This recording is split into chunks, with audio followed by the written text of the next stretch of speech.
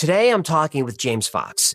He's spent 3 decades investigating UFO cases, and he's produced 7 documentaries, including The Phenomenon, which hit number 3 in all genres when it dropped. And back in 2007, he organized what's still considered the most credible civilian UFO disclosure event in history. 14 military and government officials from 7 countries, all at the National Press Club in Washington. But here's what makes James different. He doesn't chase headlines. He knocks on doors. He tracks down military records. He befriends witnesses for years before they'll even sit down with him. His latest investigation, the Varginha Incident in Brazil, took him there 4 times in the last year. And what he found is significant. He found a neurosurgeon who claims he had face-to-face contact with a captured non-human being. We learned about a military officer who died weeks after handling one of the creatures. And for the first time, all the locations that James talks about line up on Google Maps. We're going to get into all of it. Let's go downstairs.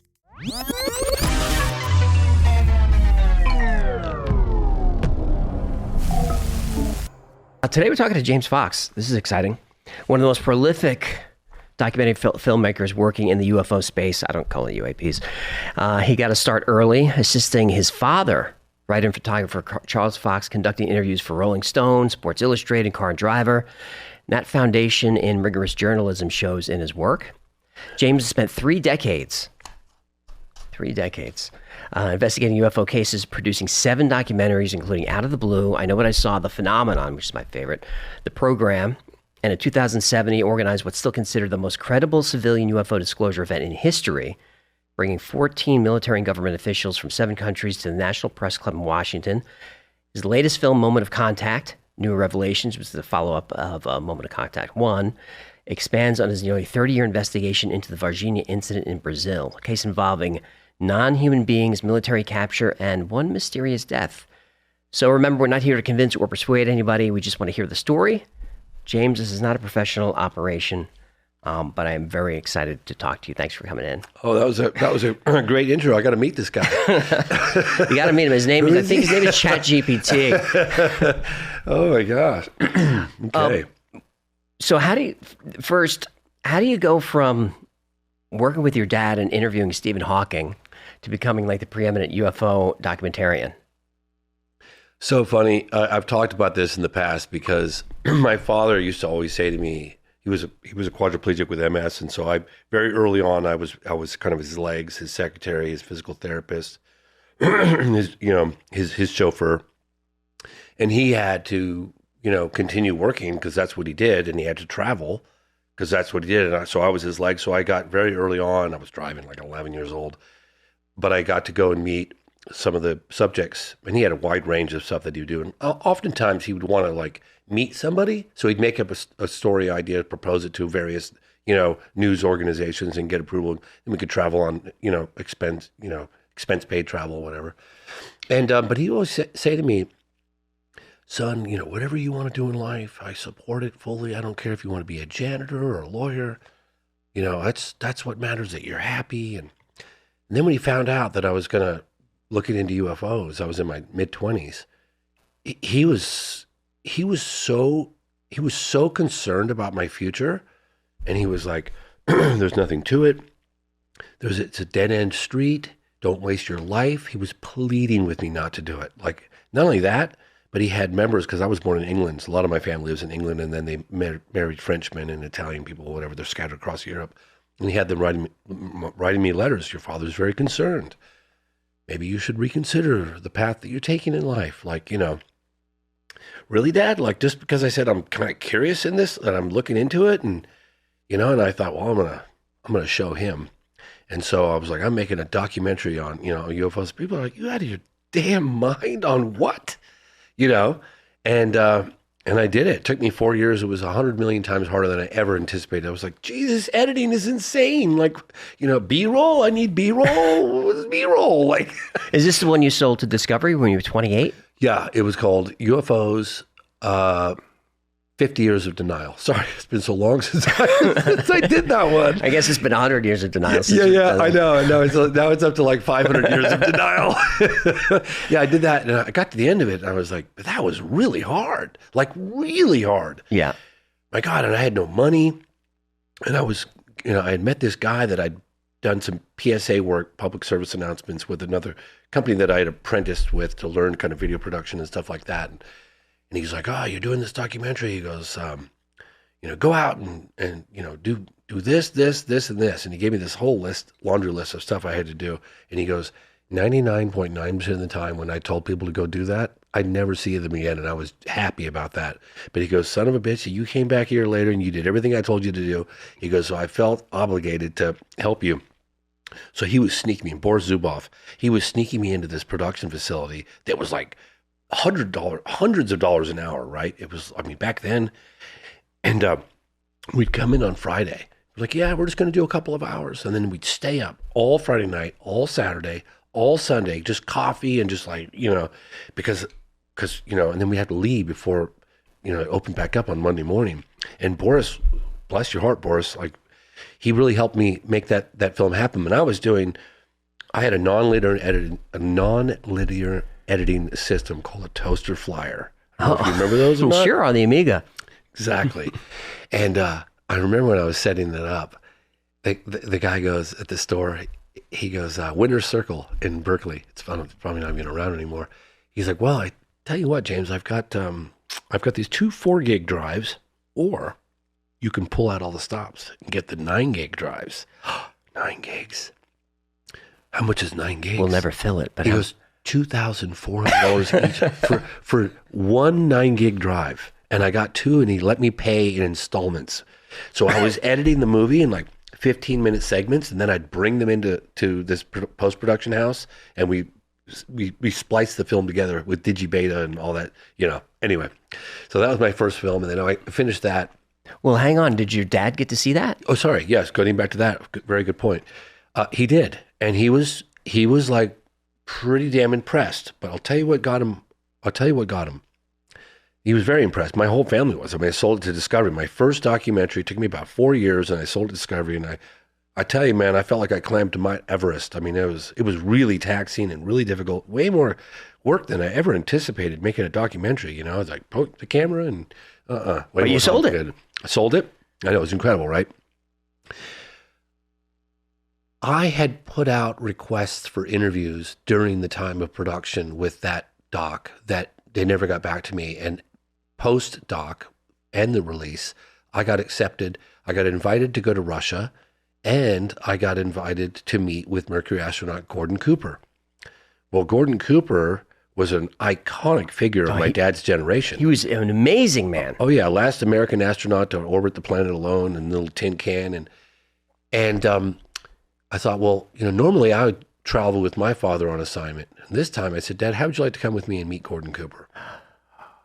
So he came we got his wheelchair van, loaded it up, me and a couple people, got my camera gear. I did all my own audio and camera then. And we did this interview. And my dad was looking in the eyes of Gordon Cooper, and he was like, "Son of a bitch, why would this guy lie?" Had a landing at Edwards Air Force Base that was filmed. He talked about processing the film footage. He'd seen the film footage. Of course, as with all film footage, 2 men in suits showed up in a courier jet from Washington, D.C. and was never to be seen or heard from ever again. And then on top of that, he had these sightings of these discs in the 50s over Germany in these planes. And my dad just walked away from that going, this guy's not selling his story. He's not selling a book. He's an iconic figure of my generation. He's a hero. He's not crazy. Why on earth? What would motivate him to lie? And that was a turning point for my father. That really got him going, shit, maybe my son's right. Maybe there is something going on here. When he died, he was one of my biggest fans. That's amazing. Yeah.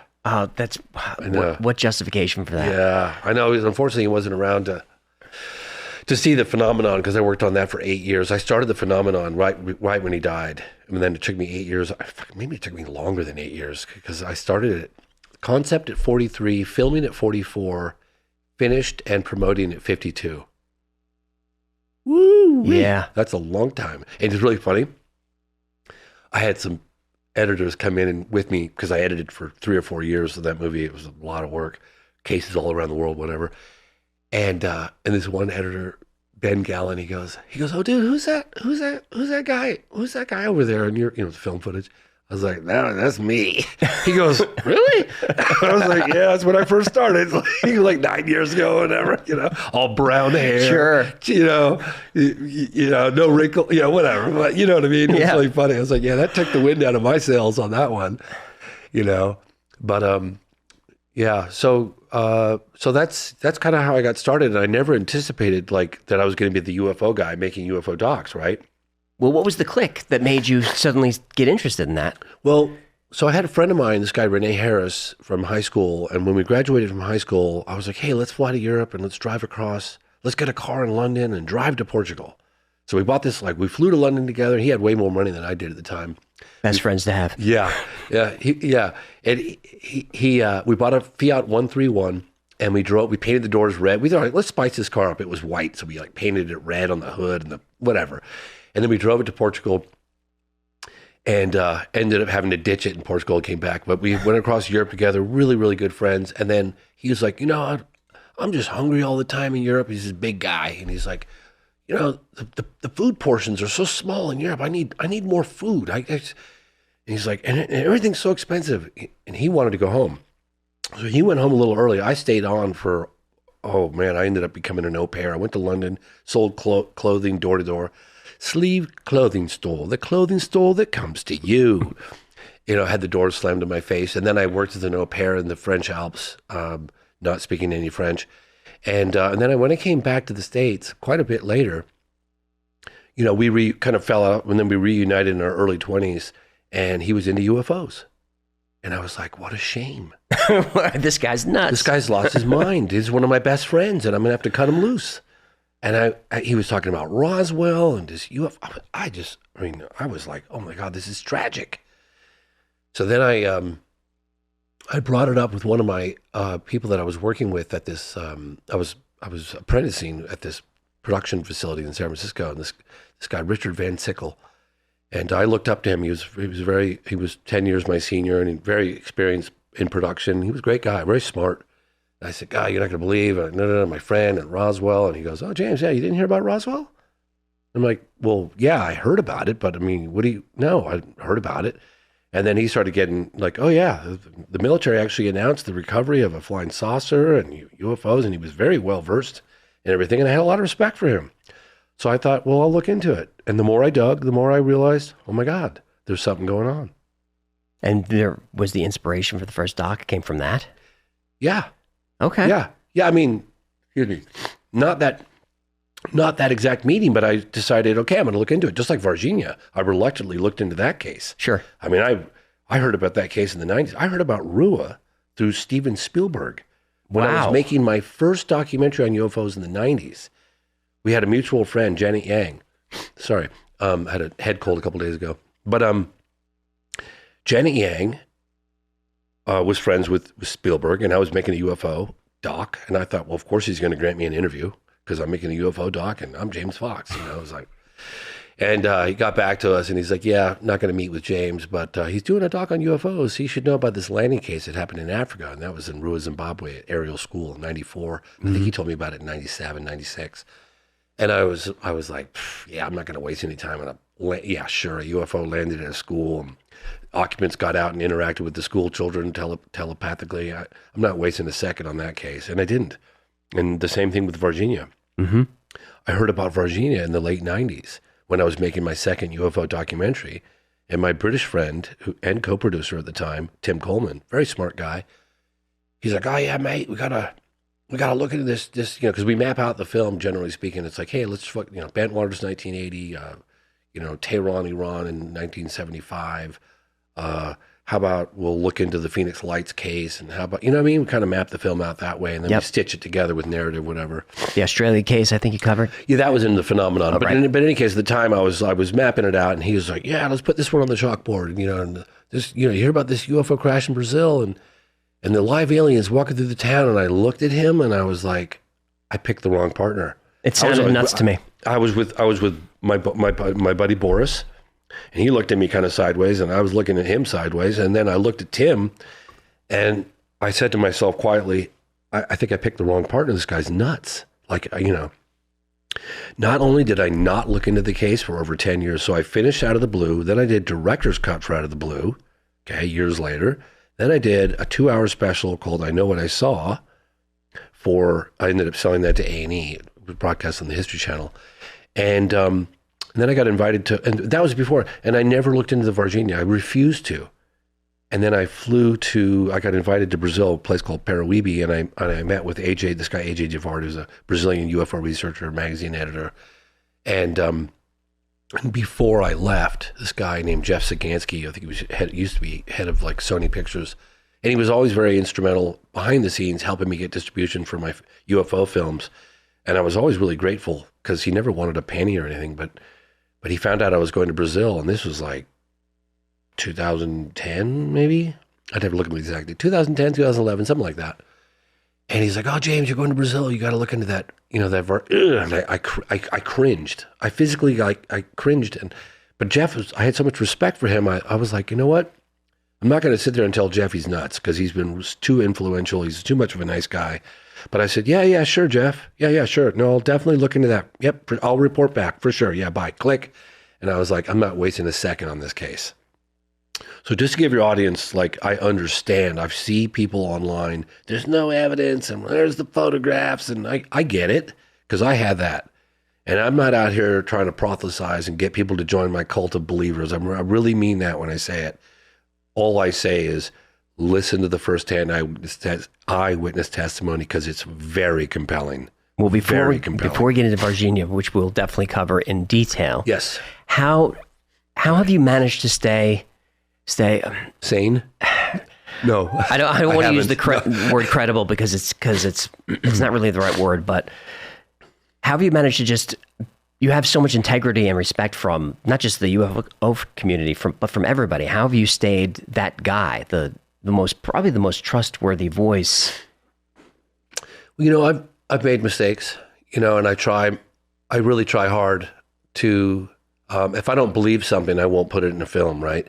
And if I have any question, I'll say, and generally speaking, I do as much background research as I possibly can. I reach out to as many people that I trust within the intelligence community, people that can do like full background checks. I call people up. I want to see their military records. I want to see, like, for instance, there was a controversial character named Jason Sands. And Jason had an account of an alleged close encounter of the third kind that happened at Nellis Test Range back in the 90s. Very compelling. Like, wow, it's really compelling. And especially when you hear, we know about close encounters of the third kind.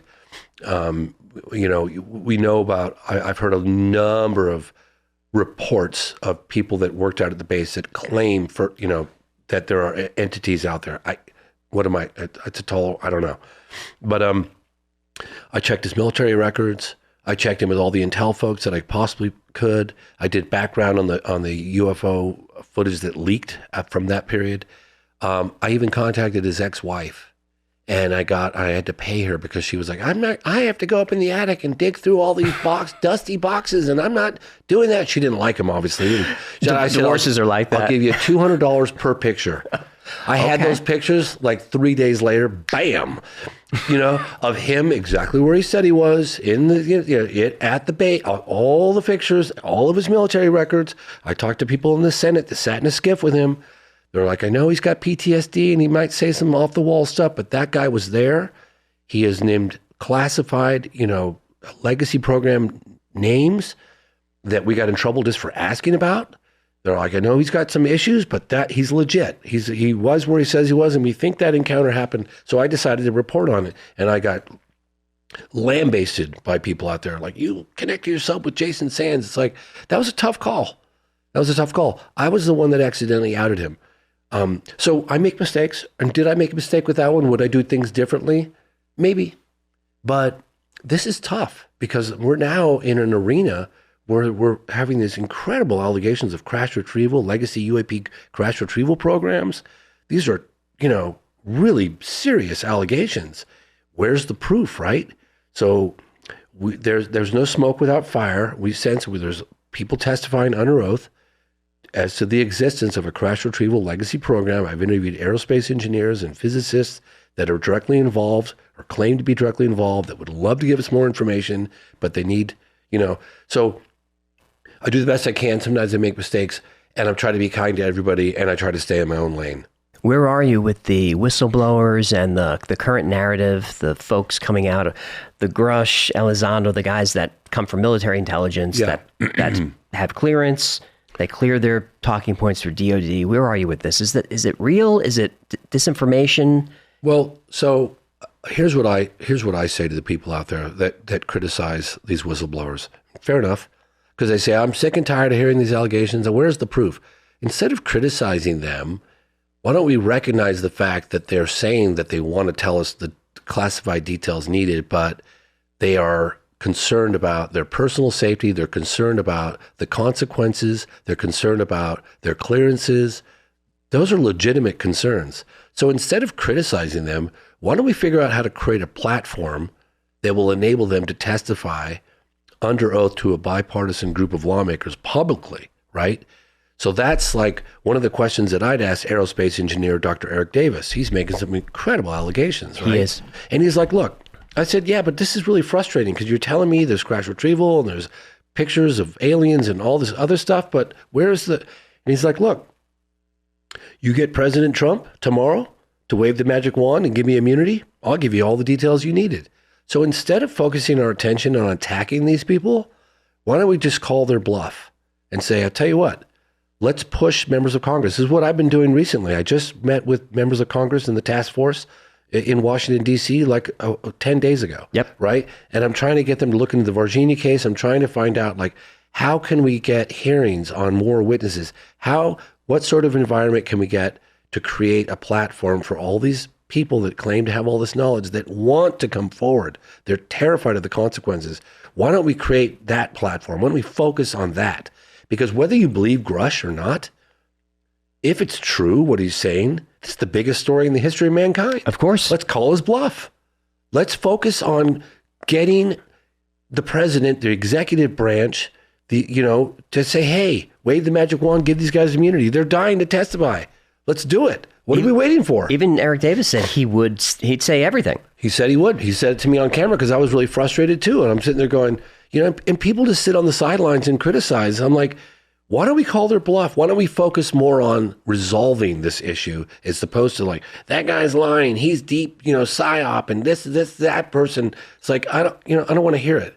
All I know is that people are testifying under oath, saying that there's a crash retrieval program, biologics, all that stuff. What about the, what was his name? The ICIG, Intelligence Community Inspector General, that apparently David Grush said he'd given all the classified details needed to verify his claims in a SCIF. Thomas Monheim. Is it Thomas Monheim? I think it was. But why don't we put him, let's subpoena him and get him to give us those details. Why don't we focus on that? There's no talk of that. Do you see what I'm saying? Of course. So it's like we need to all get together. We need to stop bickering with one another, criticizing online, and focus on a common goal, like to make this happen. And that's what I was trying to do in DC. That's what I was trying to do with the press conference. What is it going to take? Kirk McConnell was talking about it. He sat in on the SCIFs with firsthand witnesses. That was pretty extraordinary. He talked about the environment. There are some people like Christopher Mellon, for instance, is saying that Congress actually has the authority to do this. Yep. Not even, of course, the executive branch for sure. But the president of the United States can just wave his magic wand. And what's he got to lose? Nothing. Like there'd be statues of him all around the world. There would be. Not everywhere, but I agree. But if he, but where's the resistance? Where's the resistance coming from? Who's in charge? Well, so I talked to people in the task force just like 10 days ago. We had a closed door meeting, which actually Leslie Keene and Ralph Blumenthal just wrote about it today. That story came out in the debrief. I would highly recommend you viewers go check it out. 100%. Because it's got pictures and a very detailed account of what happened. But they said that the pushback they're getting from the DOD is significant. The intelligence agencies, significant, like what's happening. And some of the threats, Grush, I've heard, I can't reveal what I've heard, but what I've heard was, if it's true, that's pretty scary. Like basically coming in your house while you're gone and leaving notes and other things. Sure.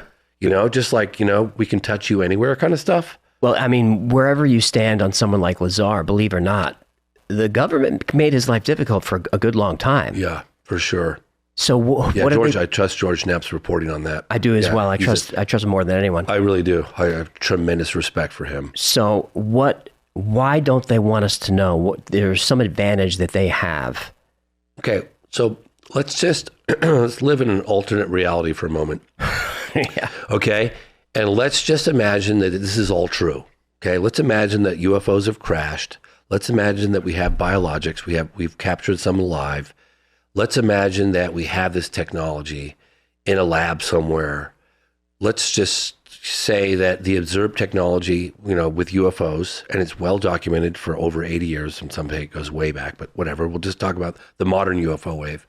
These things exhibit a technology that's light years advanced from anything we have in our possession. Even today, listen to David Fravor. Listen to the various pilots over the years talk about how flying rings around their fastest jets, and they got no wings and no tail and no visible means of propulsion. They can hover, accelerate from a standstill to out of sight, blink of an eye, right angle turns at high speed. I mean, they go. Kirk McConnell talked about the radar tapes. I mean, we have radar of these objects with no wings, these tic-tac shaped objects. They're in space. They drop down to sea level faster than a second. Yep. You know what I mean? 22,000 Gs. 80,000 feet in less than a second, okay? So whatever these things are and who's ever piloting these things, if you could weaponize that technology, you're gonna control, and of course that's how the military thinks. So let's just, again, in this alternate reality, let's just imagine that that's all true, right? Now, do you think that those in control of this technology, whether they've figured it out or not, there's a lot of controversy on both sides. Some people say we have, some people say we haven't, some people say we understand the technology, we don't quite know how to replicate it because of the power it would take to generate blah, blah, blah, blah, blah. But what incentive would the Defense Department or the various agencies that are in control of the special access, super ultra secret programs, how would they benefit by sharing that technology with the rest of the world? They would not. Okay. So, well, how about imagining if that technology got out to the Russians or the Chinese, right?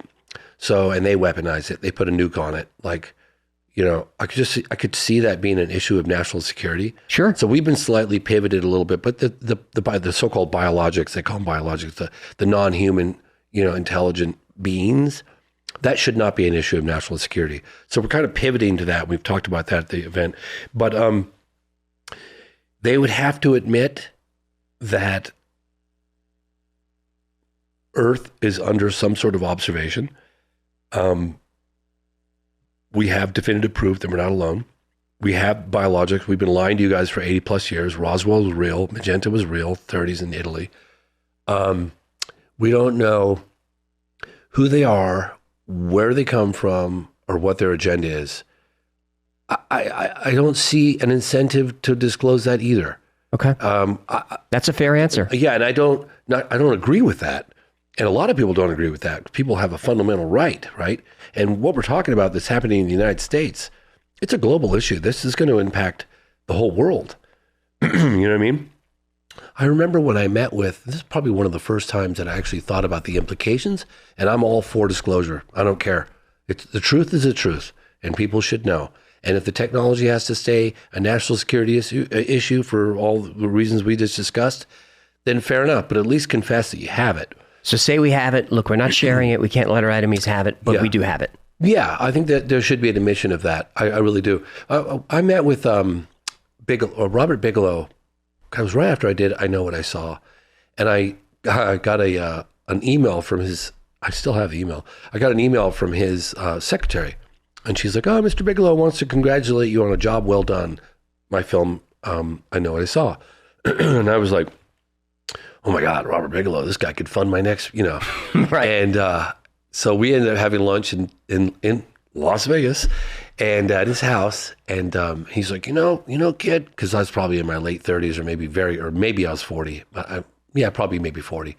He's like, kid, he goes, we looked into it. I probably poured more money into the phenomenon. I had intellectual heavyweights in the scientific community and NIDS and this. And little did I know he was working on OSAP and ATIP at the time. He had a contract from Harry Reid. He was. But he didn't tell me about that.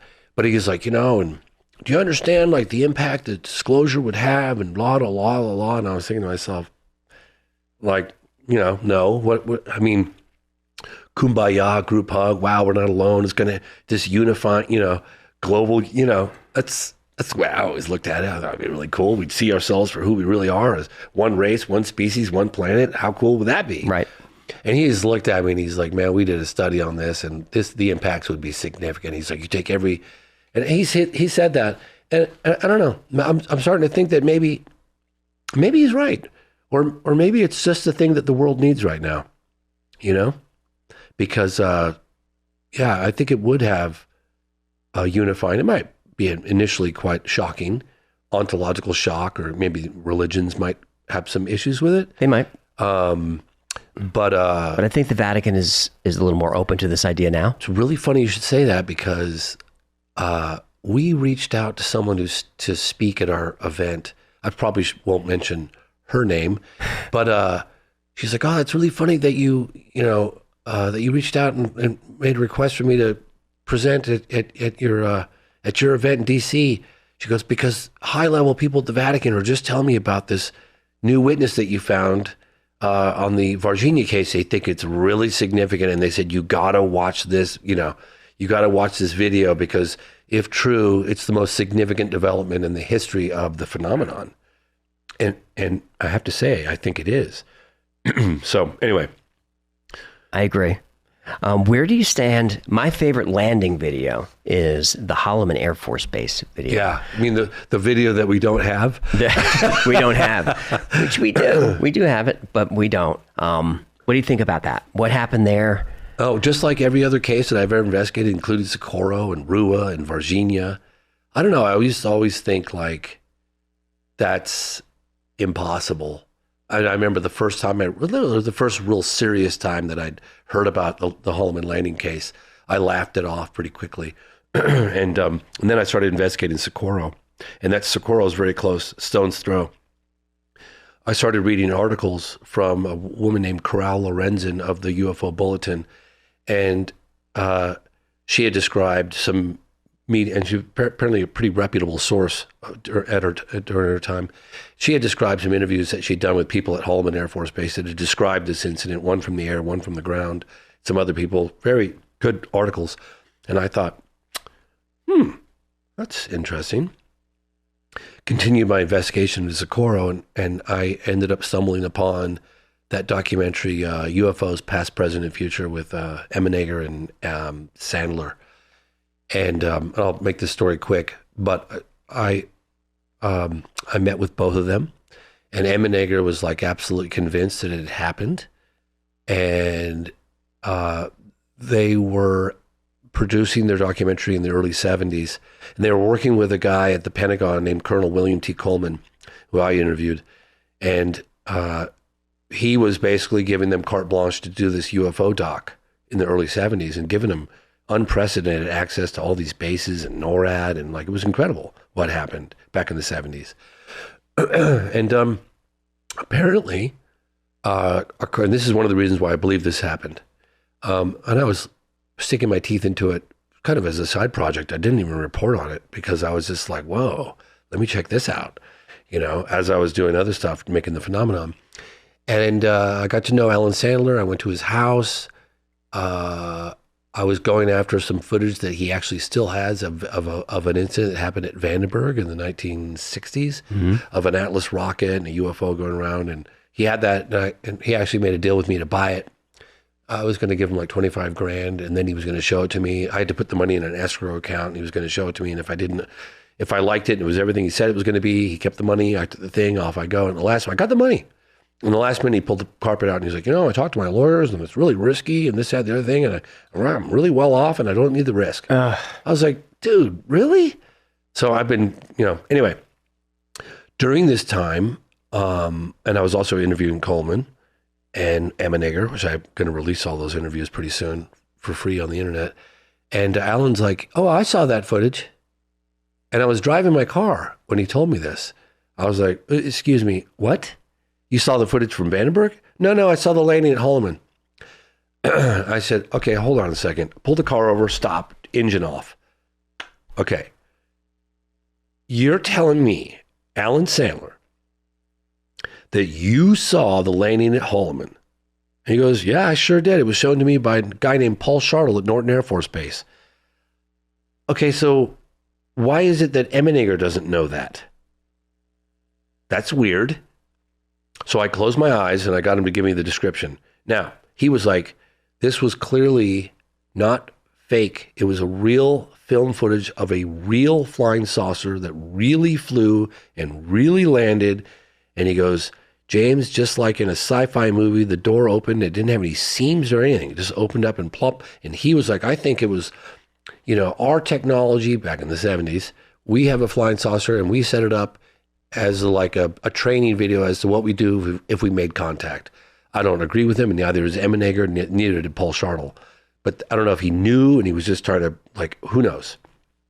But that's what he said. So I said, so you're telling me it's not a special effect? He goes, no, man, this is real footage.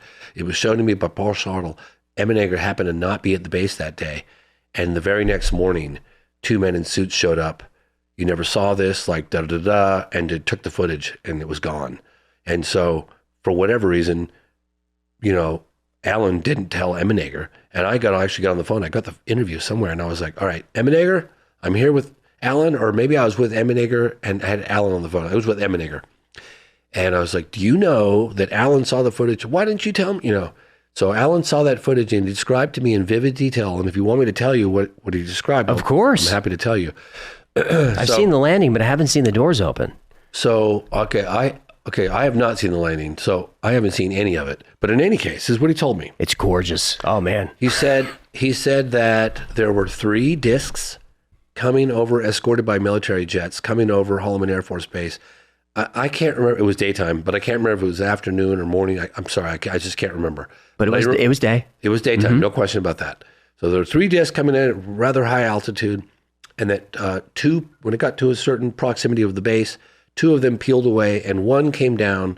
And he said it came down almost like a leaf, kind of like it was unstable and maybe had some issues, whatever. I was like, yeah, that's kind of how they fly. Came down and he goes, landed on some pods. I said, well, was the camera on a tripod? Did they anticipate it coming? And I believe he said it was cameras on a tripod. So they were expecting it, so-called. I guess they would be. And he goes, James, the most incredible part, this is the part I never forget. He goes, there was no door, it just like a seam. There was no seam. It just opened. He goes, and it just dropped down. 2 entities, I guess, came out. He didn't really describe what those ones looked like, because I should have asked, but he did describe what the other one looked like, and it had Egyptian head thing, Egyptian tight-fitting suit. I think he said big eyes with the vertical slits, very small nose, very insignificant mouth, and it had what appeared to be some sort of what would be a communication device in his hand. And that came off, met with some base people at the base with a Jeep. Mm-hmm. That one got in the Jeep and off they went. And I said, well, what happened? And he said, well, the film footage stayed for a minute and then it just cut. And the disc was still sitting there when it cut. And there were, the steps out and it cut. That was it. And I was like, maybe this footage does exist. And then I started talking to other people about it. Hal Puthoff and Eric Davis and Christopher Mellon, and to this day, Alan's in his 90s and he's like, if you know where to look, it's probably still in the archives. I don't know if Arrows found it. I know that, did Eric Davis say he saw it or he knew someone that did see it? President George W. Bush apparently was aware of that footage and they had a conversation about it. So I actually believe that footage exists. Obviously, I can't prove that, but that's my background on that story. Have you come across anyone who could describe what the reason for that meeting was? Absolutely no idea. It's connected to the Project Serpo story, but it's just so wrapped up in disinformation. It's really hard to know why they were there. Well, the information that I just discussed with you, I feel is pretty damn solid. Mm-hmm. It's really solid. That is enough for me to go, am I positive the film footage exists? Oh, no, one can never be positive unless you see it for yourself. But I would say high level of probability that footage is real. Yeah. And it does exist. And they almost got to use it. And I don't know how it got out. And Paul Shartle had gotten a call from Colonel Coleman. He was like, hey, these guys are coming to the base, make everything available. And I guess he had just processed it. And he was like, this shit was real. Like, this is not an act. Paul Shartle was convinced of it. He ended up dying in a head-on collision with his wife. Both died.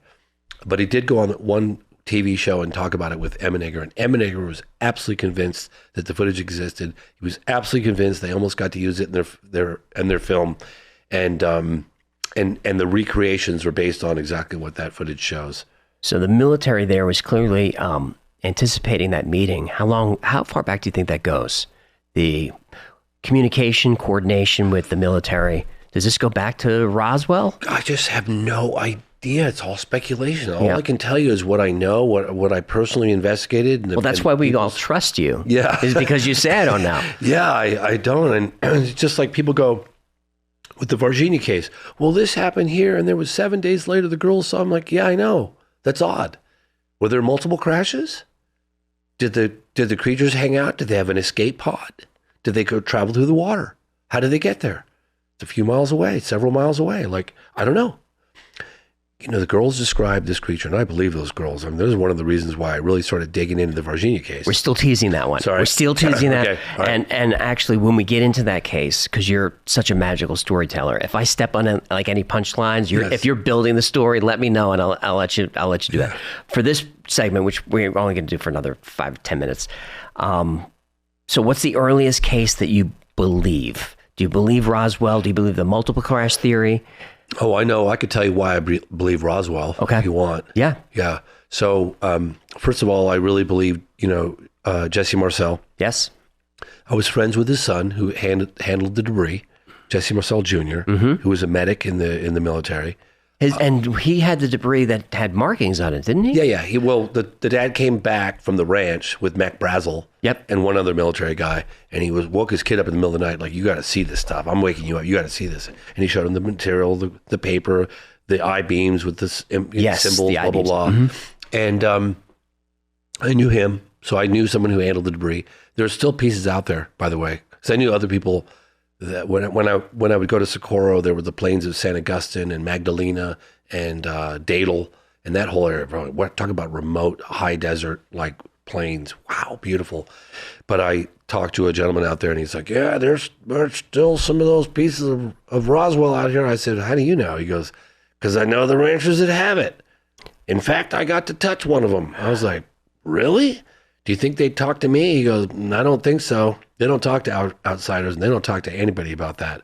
So I had a lead on that. I don't have the guy's name, but that's a side story.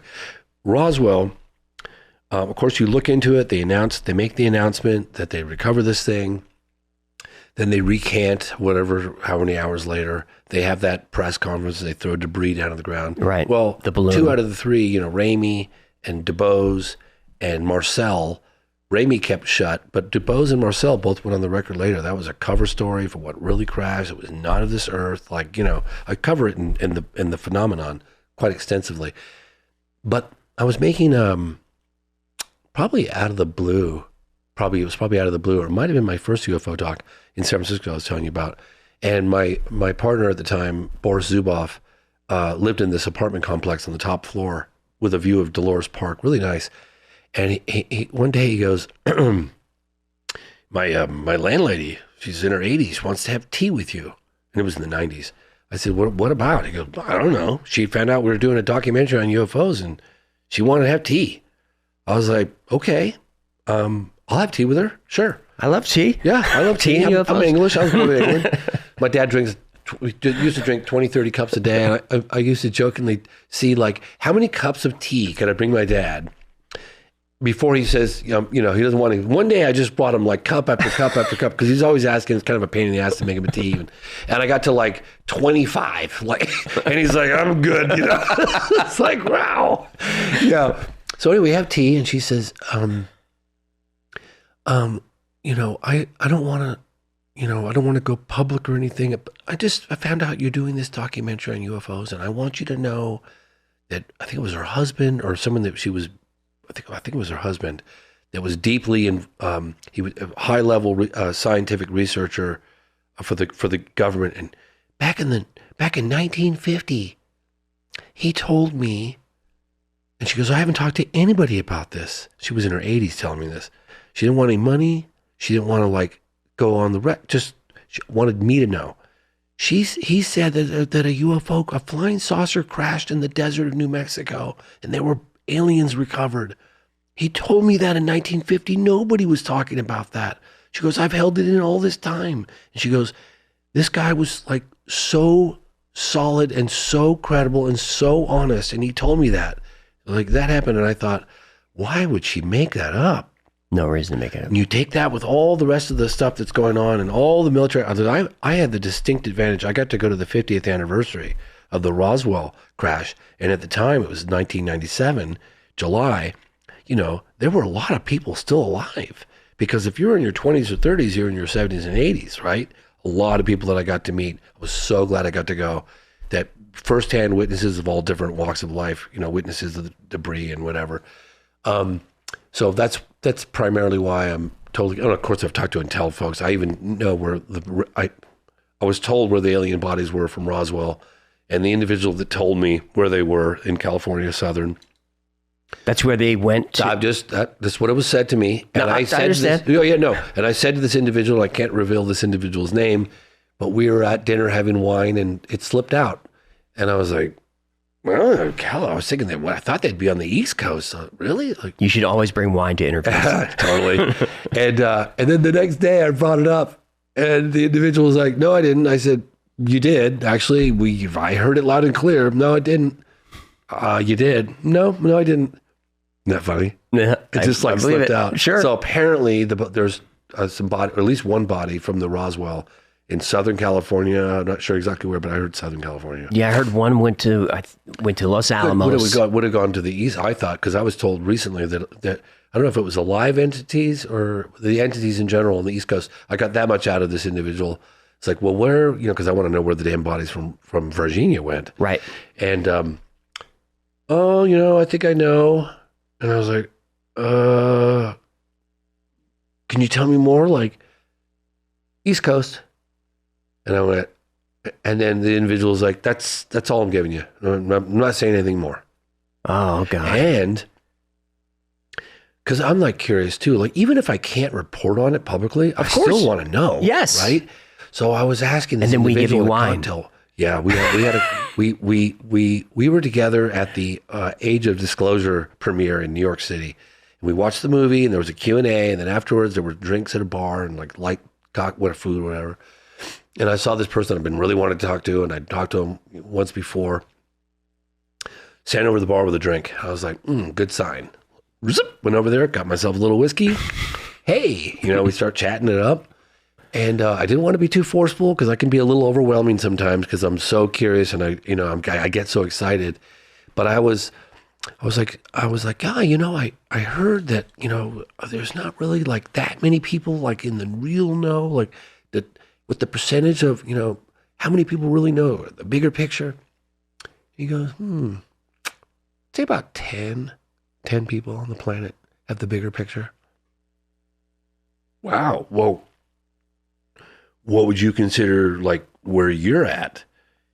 He's like, probably one of 30. Wow. And I was like, okay. What about like Hal Puthoff? Because Hal Puthoff told me, he goes, James, this is how much I know. This is how much I've shared with you. He's like, Hal's probably one of 50, I would say. My God. So I said, Hal shows up in all these stories. There's other things about Hal that I can't really discuss with you, but I had some weird telepathic stuff with him that... You like mind melded with Hal Puthoff? I'd like to do that. Let me stay on point with this one because I can't really. So I said, because I didn't want to pry too much because people clam up. Sure. When you're too aggressive. Yep. But I was really dying, and I actually saw Leslie Kane on the other side of the room, and she was hanging out with people from like either the CIA or the FBI. I can't remember People's Task Force. I'll tell you that story a little later because that was funny. Oh, the guys serving drinks for CIA. Yeah. No, they were knowingly out. Like, we're here, like, and I see Leslie look at me, and she saw that look on my face. Leslie's known me for a while, like probably almost 30 years, a little under. But she looked at me, and she goes, I know that look. Because I was really focused. I really wanted to hear from this person. So I said, a couple sips. I heard that, I don't know, some people say the bigger picture is a little scary. A little scary? A little scary. And he's like, yeah, I could see that. I'm thinking, you can see that? Like, why can you see that? Like, how? So I said, I like paused and tried to be measured and calm. And I said, well, like how scary? Well, you don't need to be worried. Okay. Well, what do you mean by scary? Well, intent. Intent is scary? That's what he said. Oh, you got to give us more. I'm right on the cusp of like, all right, what's the intent? Oh, that was my next question. Of course. But I was like, and this person with a cocktail came up and slipped in between the two of us and said, oh my God, I've been wanting to talk to you and da-da-da-da. I'm like, So now that's on hold. Oh, okay. I told you can't trust those bartenders, man. I just want to know what the hell's going on. All right? We all do. I want to know what's going on. And well, let's take a quick... I don't know. Maybe if I'll ever know what's going on. I don't know if we ever will. If anyone will, you'll get to it. Let's take a quick break. We'll come back. We'll talk about Varginha. Fascinating. Perfect. All right. Back with James Fox. When I first heard about the Varginha case in Brazil, I thought, there's no way there's anything to this.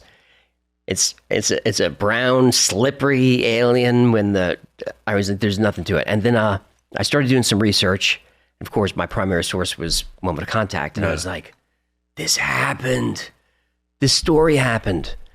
I know that your newest doc is sort of an addendum to the first one. Do you want to tell the original story, or would you rather us cut it in? Well, I've got some clips too. I'll share those in a little bit. Okay. But first of all, I want to say I completely acknowledge and respect that position. I see it online. I get attacked all the time. And George Knapp told me, he goes, don't read the comments. Generally speaking, I try not to read the comments. And every now and again, you read them and kind of start support. You know what I mean? Don't do it. No. Because some people are just like, it's really rude. Like, you can have a spirited debate and you can be skeptical. That's fine. But don't be an asshole, Like, if you're on Reddit, you don't know what you're talking about. Just really rude. Like, just really rude. It's like, Jesus. How many times have you been to Brazil? So many times. So many. 4 times in the last 12 months. 4 times. Wow. In the last 12 months. I was just there a couple days ago. And that's why I look like shit. And no, you look great. But, so I totally respect that opinion. And I'll say I myself was there. And again, I'm not putting this out as the gospel. I'm clearly saying that as someone who's investigated UFOs for over 30 years, investigated this particular case on and off for over 16 years, I feel that at the very least, even those most skeptical can look at this firsthand eyewitness testimony. Even Michael Shermer said to me, well, that's pretty compelling stuff. Mm-hmm. Like, Michael Shermer, Skeptic Magazine, pretty compelling stuff.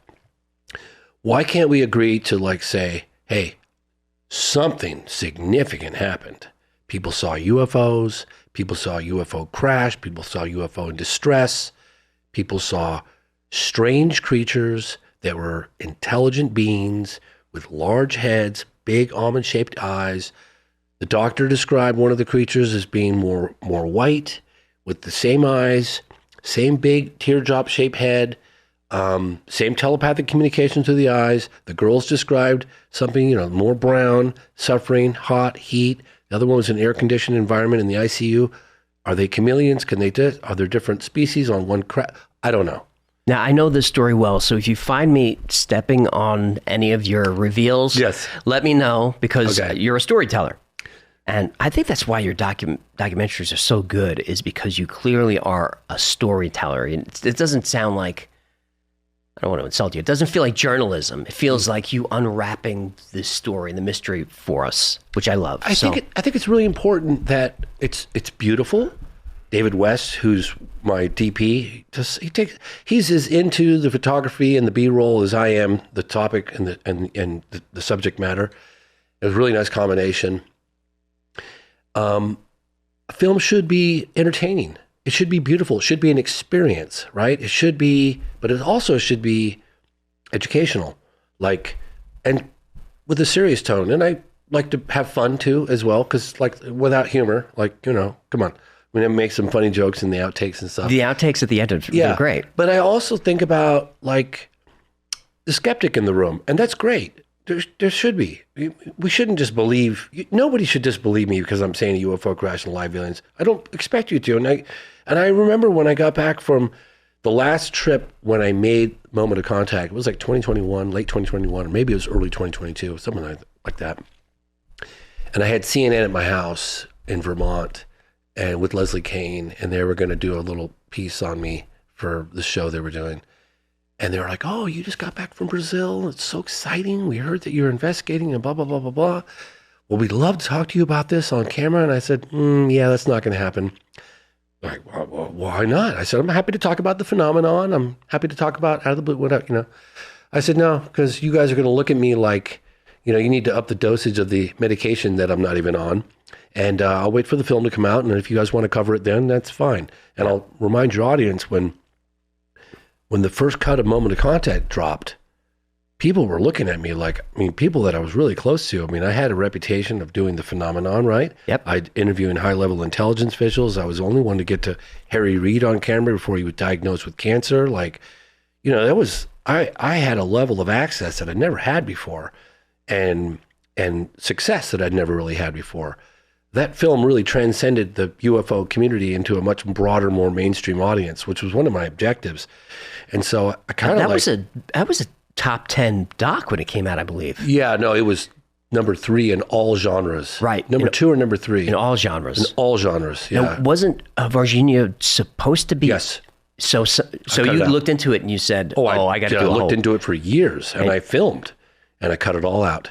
You said, I need to do a whole. I need more. I didn't. I said, we need to find the crash witness. We need to find more of this witness. We need to Thank goodness. Yeah, and I was my counterparts in Brazil were devastated when they found out. Absolutely devastated. Remember the work we'd done already? Mm-hmm. And I said, Marco, sit tight. I promise you, we're going to go back to the drawing board. We're going to do this film needs an entire dedication to just this.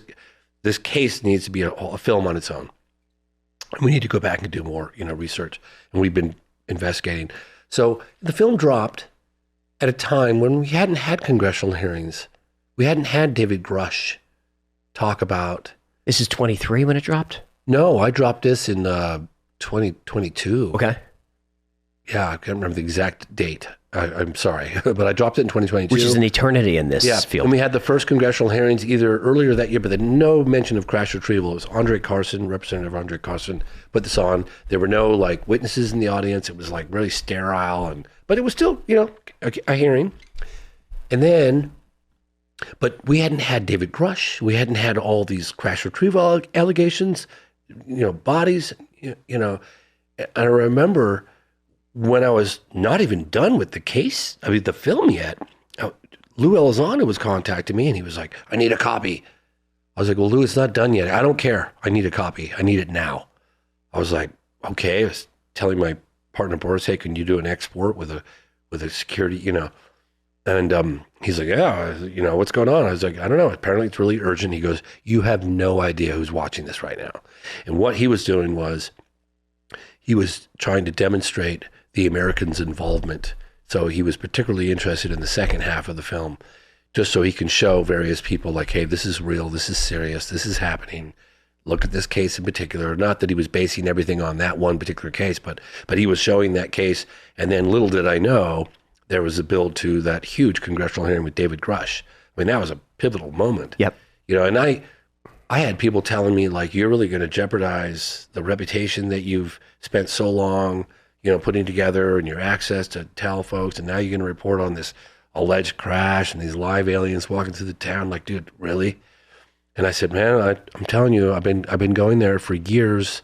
I've been knocking on doors. I've been meeting with the firsthand witnesses. I'm telling you, there's something to this. Just hear me out, you know. And I put my neck out and I dropped that film. And I would say it did moderately well. And it was brought up on a number of occasions. And Joe Rogan had me on for the program. And I know we'd sent this other film out for him, but he didn't watch it because he felt the same way I did. This is bullshit, as anybody else would. And then a couple people on his show, they were like, James Fox's new film, like, you know, and I was watching it happen because people are like, Joe, you know, they're talking about your movie on Joe Rogan. And it was like one, and then another person brought it up. Then there was like another little mention, and then a couple weeks go by and I'm in workout class, a bunch of middle-aged dudes get together, older than middle-aged. And we all just get together, it's the dudes only. Workout class. What are we doing? Pool exercise? And, wait, okay. Whatever, yeah. Just, you know, we have fun. We put music on and we work out really hard and we all have a good laugh and, you know. And every now and again I'll check my phone because sometimes my son's got an issue at school or something and I check my phone and it's Rogan and he's like, oh, bro, oh my God, I just watched Moment of Contact. Holy shit. Like that. I was like, oh, thanks so much. I'm really glad you liked it. He goes, you want to come on my podcast next week? And I was like, is the Pope Catholic? And he puts LOL, like he was really funny. And so that really kind of catapulted it. And then of course, you know, the congressional hearings and all that stuff started happening and it all started going down. And I remember when I was watching the congressional, it was one of the first times that my son wanted to go play with me. And I sat there in this chair and I was watching it live because I couldn't be there from my phone. And I just had tears flowing down my face, just constant flow, like a waterfall all the whole time, watching it going, all the ridicule, all the laughter, all being made fun of. And now this is starting to come out. And I can't tell you what that felt like for me. Someone who's just been ridiculed and laughed at. And that's why it's like today I'm getting heckled and people are complaining about there's no photographic evidence and it's bullshit. You know, it's like, okay, so what are you doing? Are you going to Brazil 4 times in the last 12 months? Are you knocking on doors? Are you meeting with neurologists, or neurosurgeons and forensic pathologists and all these different, you know, firsthand witnesses, tracking down military? Like, what are you doing? Like, I understand. You don't think that I want the photographic evidence? You don't think that I'm going after that with everything in my might? I'm going on every big podcast across Brazil. We have the biggest, we're getting mentioned right now on the biggest platforms in all of Brazil. The events that we just did at the National Press Club and the film and the Italo's testimony is exploding across Brazil right now. 23 million followers, 20 million followers. It's like, it's happening, right? We have one of the biggest platforms in all of Brazil. They invited me on it, but I couldn't be there because I was here to be with you, and I need to go home because my kid hasn't seen me forever. And but if Italo's going and other people, part of my team are going, so it's exploding across Brazil. I'd love to see, you know, we did this big event at the National Press Club where we flew in witnesses to meet. We also had that meeting I told you about earlier with a closed door meeting with sitting members of Congress, people in the task force, and just saying, hey man, you don't have to believe these witnesses. They were very impressed with those witnesses, neurosurgeon, forensic pathologist. You know, it's like, okay, what did you see? Yeah, and face-to-face contact. Anyone who watches your second... Launch an investigation. Sorry. Watch stick around for the last scenes of your second cut because they're so touching, but it really drives home that these folks are telling the truth. I tell you, man, like, there's people who are like, well, Dr. Italo, you know, in a video statement said that, you know, he only saw the video. I was like, yeah, that was us. We were going after him 2 years ago because we have someone who's been, you know, you need to talk to this doctor. So we've been doing that. Believe me, I follow every lead. We've been going after it. And Marco Leal, my partner, is really boots on the ground. I'm always helping support his operations when I'm back in the States. And he gets finally an interview, just a meeting with Dr. Italo, and it was on a Zoom call. We'd heard that he'd seen the video. And so that's what we're going after. Who showed you the video? Where's the video today? Like that was my sole purpose in life during that meeting on Zoom was, and he confesses that he did see the video, and we found out the name of the person that shot it unfortunately died of a heart attack, but that person had a widow, He had a mistress who had a child with that mistress. We befriended them. We befriended the widow. We were digging through her deceased husband's affairs in his office, brought his computer home. Like, people have no idea like what we're doing behind the scenes. There's other operations that are happening right now that I can't even talk about. But I have a laser-like focus. Now, after that meeting, Italo, I didn't think to even ask him if he saw the creature. I didn't. Well, but take us back to 96 first. I will. I'll just wrap this up real quick. And Dr. Italo said, yeah, I saw the creature. And then he sat down very briefly with my partner and he said, I didn't see he was asked, did you see the being? He goes, no. But then he had a heart attack and he had, cancer, health issues. And that's when he decided a year later, I'm going full Monty and went out. But yeah, let's back up. So what is it, January 96? Yeah. If I remember, there's a farmer and his wife see a cigar-shaped, school bus-shaped object floating over their field. Enrico and Aurelina de Freitas. Yes, de Freitas. And so that happens, and then we Very get... believable. Very believable. And then there's Carlos de Souza, right? Carlos de Souza and a new witness, Fabio Furtado. Oh, right. That we just got. Right. And for the first time ever, we got Google Maps. Now, you don't know how things are going to line up. Google Maps, like, that's impressive because it was like, well, this person, where do they live? Well, where did these guys? And where does, Aurelino and where did Carlos say? And for the first time ever in this new cut, we got Google Maps and we were like, oh my God, boom, boom, boom. Absolutely. Right here. Like, it's right there. It's so, I get goosebumps and the same thing I did the drone shots and I would get locations for different various interviews. Oh, you saw the blockade here? You're the media that had the blockade? Okay, it was here. The girls had the encounter here. That makes perfectly good sense why they'd have the blockade. Sure, and that's 3 blocks away. There. Yep, just a couple blocks away. And then the capture, guess what? Just a couple blocks away. Then the family of doctors that we interviewed, we got a full aerial view with the drone, just a few blocks away. The family that night saw an operation of a disc flying slow and low over the area. This is the first time we put it together, like, holy shit, was this an extraterrestrial rescue operation? Like, I'm sorry, I know this is really hard to swallow, but if the accounts should be believed, that's exactly what it was. And we actually have a footage of a disc taken at night. It's one of the best night disc footage. It's in the documentary, and we repackaged it because I was like, well, hold on a second. That was shot here. How far away is that? 2 months after 1996. Oh, wow. Could be connected. Don't know. But this family describing this disc flying, they were like, oh, I was looking for something. I said, how do you know I was looking for something?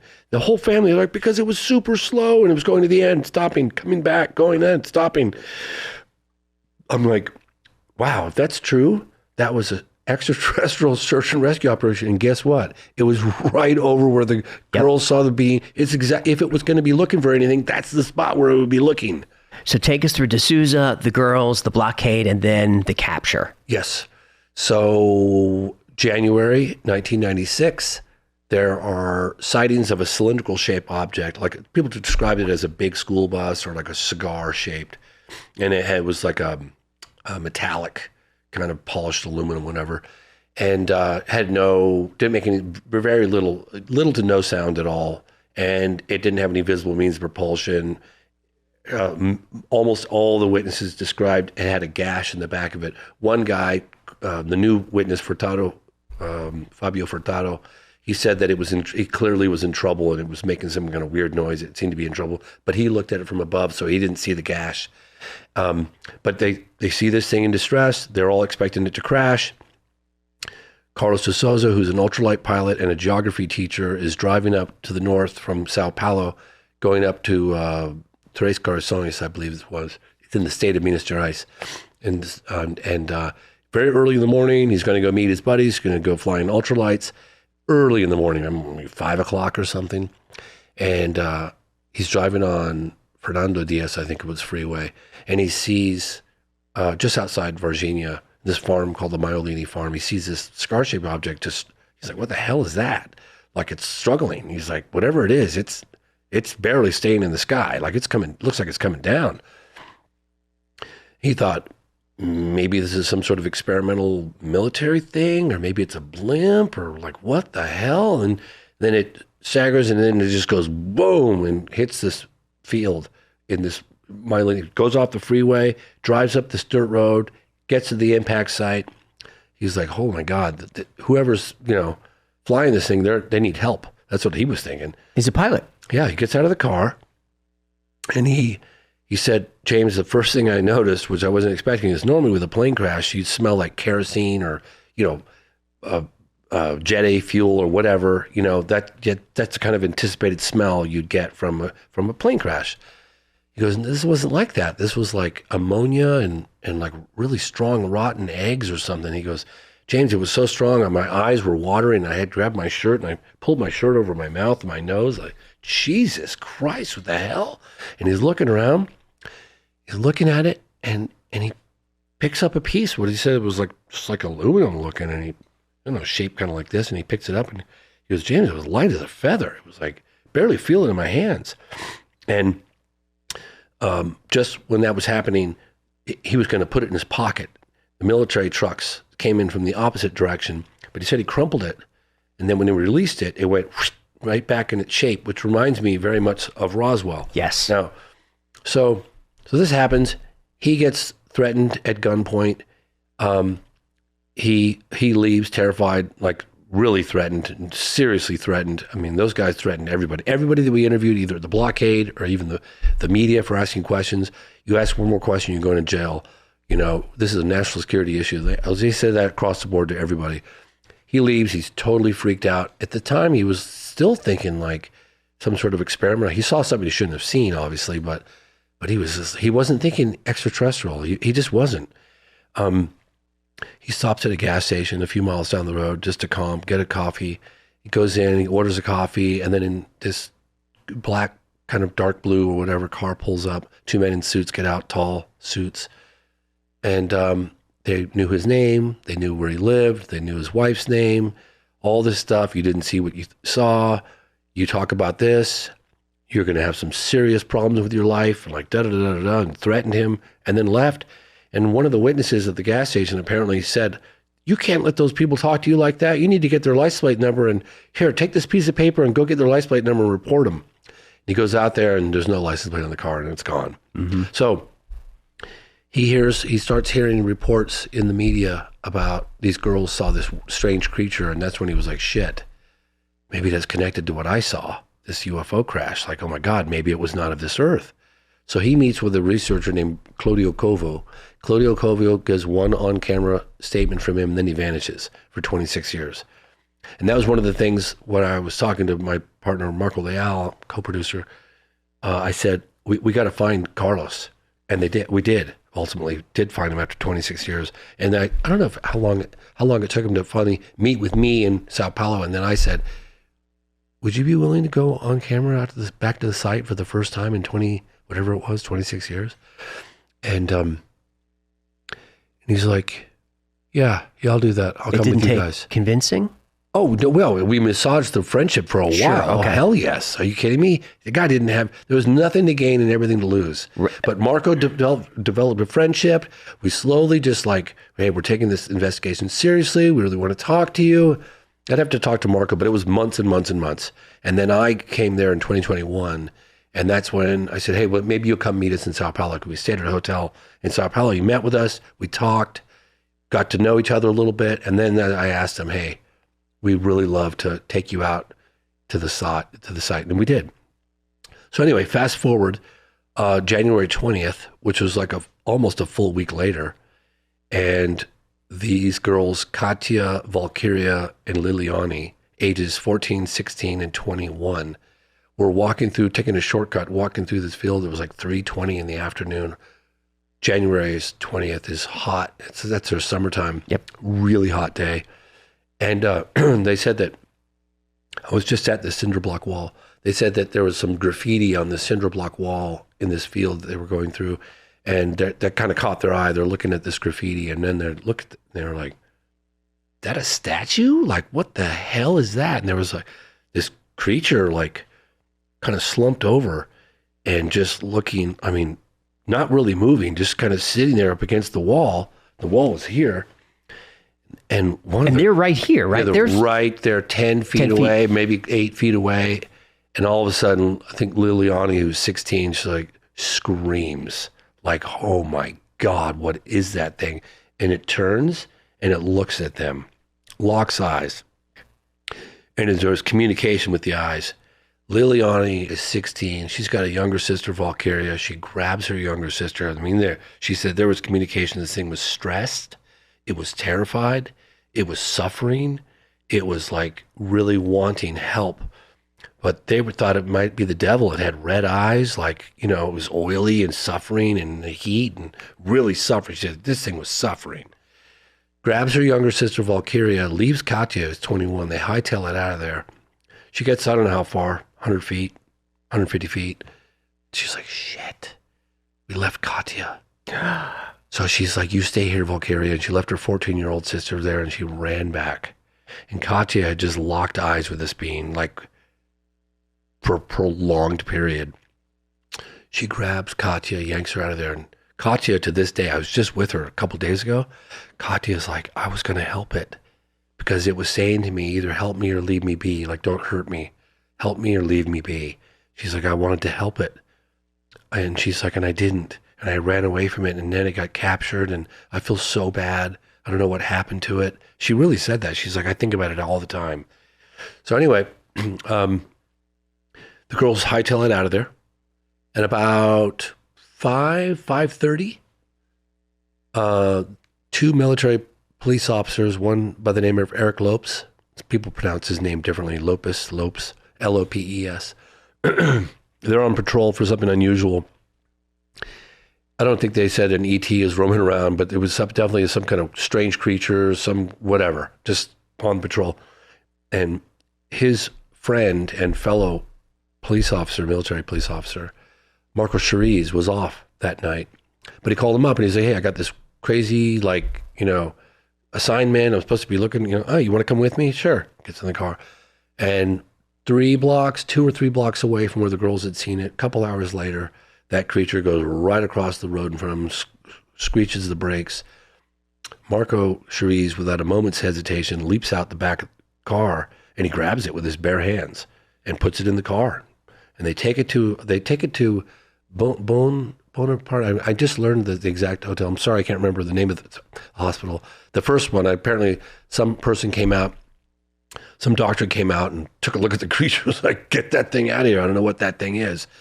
And so they go to regional hospital. Yes. They drop it off at regional hospital. And then Marco, now there's speculation because the autopsy report, Marco got like scratch under his arm. They weren't sure if it was a previous existing abscess and that maybe the bacteria that killed him from the creature came from his nail or came from the whatever, open cut, or that he got scratched by the nail of the ET in the process of, it wasn't aggressive. It didn't put up hardly any bit of a fight, but he got this infection. He was hospitalized within a week or two and he was dead within a little 3 weeks, something like that.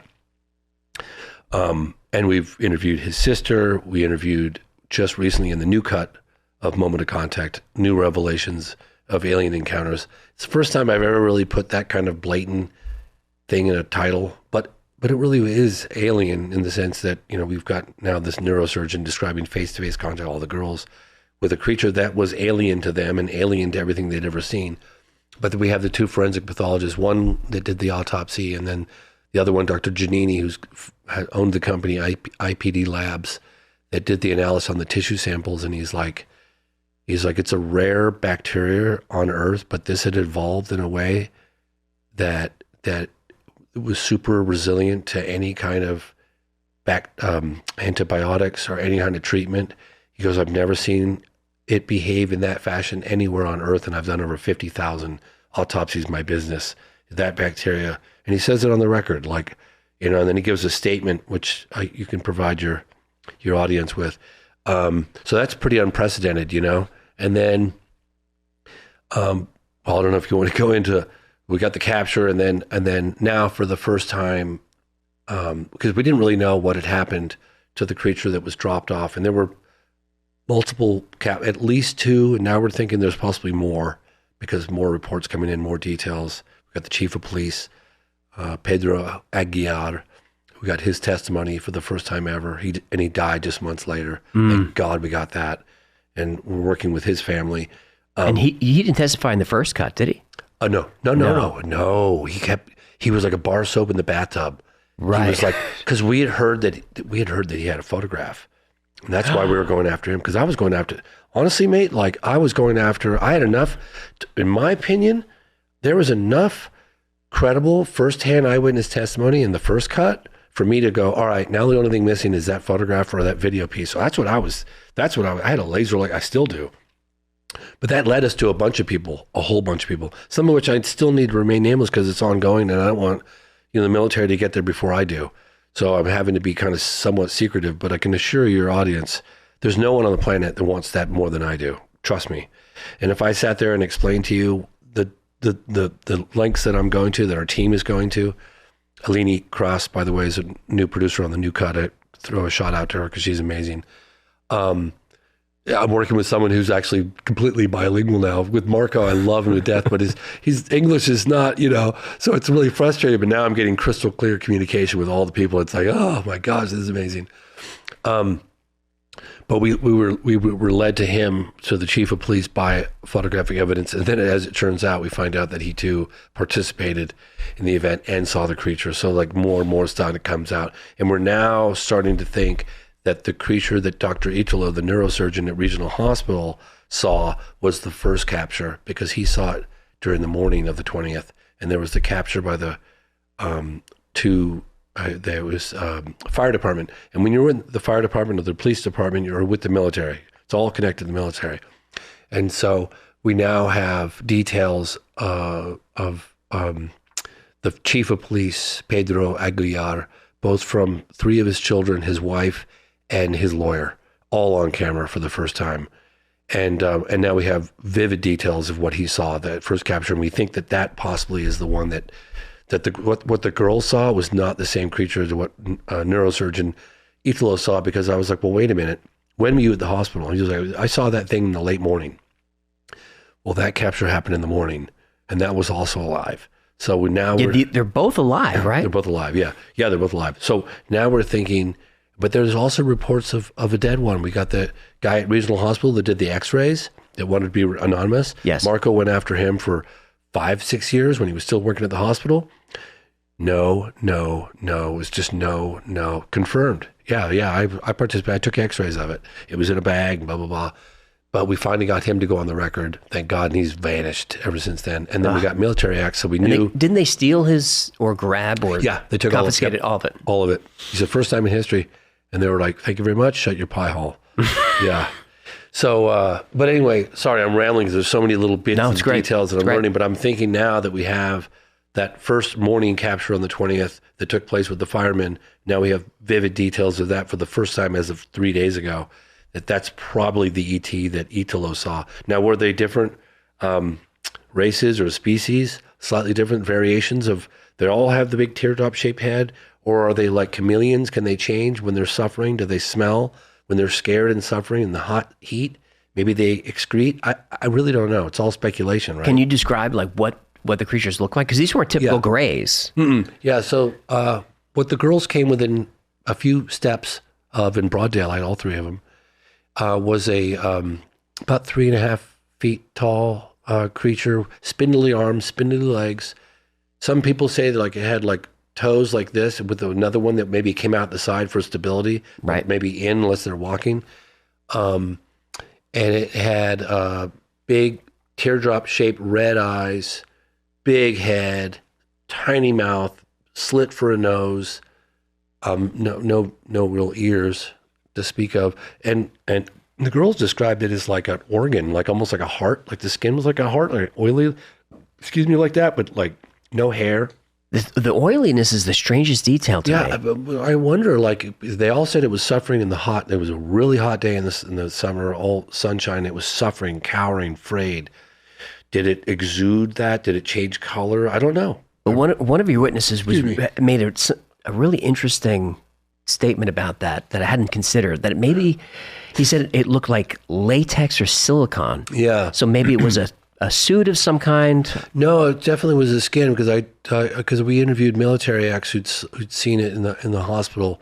That one was dead, and that was at Humanitas Hospital. There are other.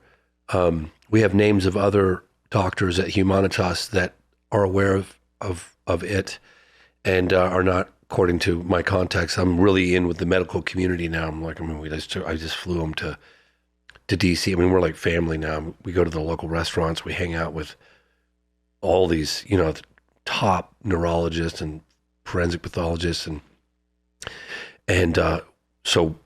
they know what's going on. Believe me, and I'm knocking on their doors, and I think they're seeing that Dr. Italo, who, by the way, has everything to lose and nothing to gain, and if he's lying, and he was in the room with this thing, face-to-face contact for 3 or 4 minutes with a live being of non-human intelligence, communication through the eyes, limited, but he said that despite being in captivity, it had control of the room.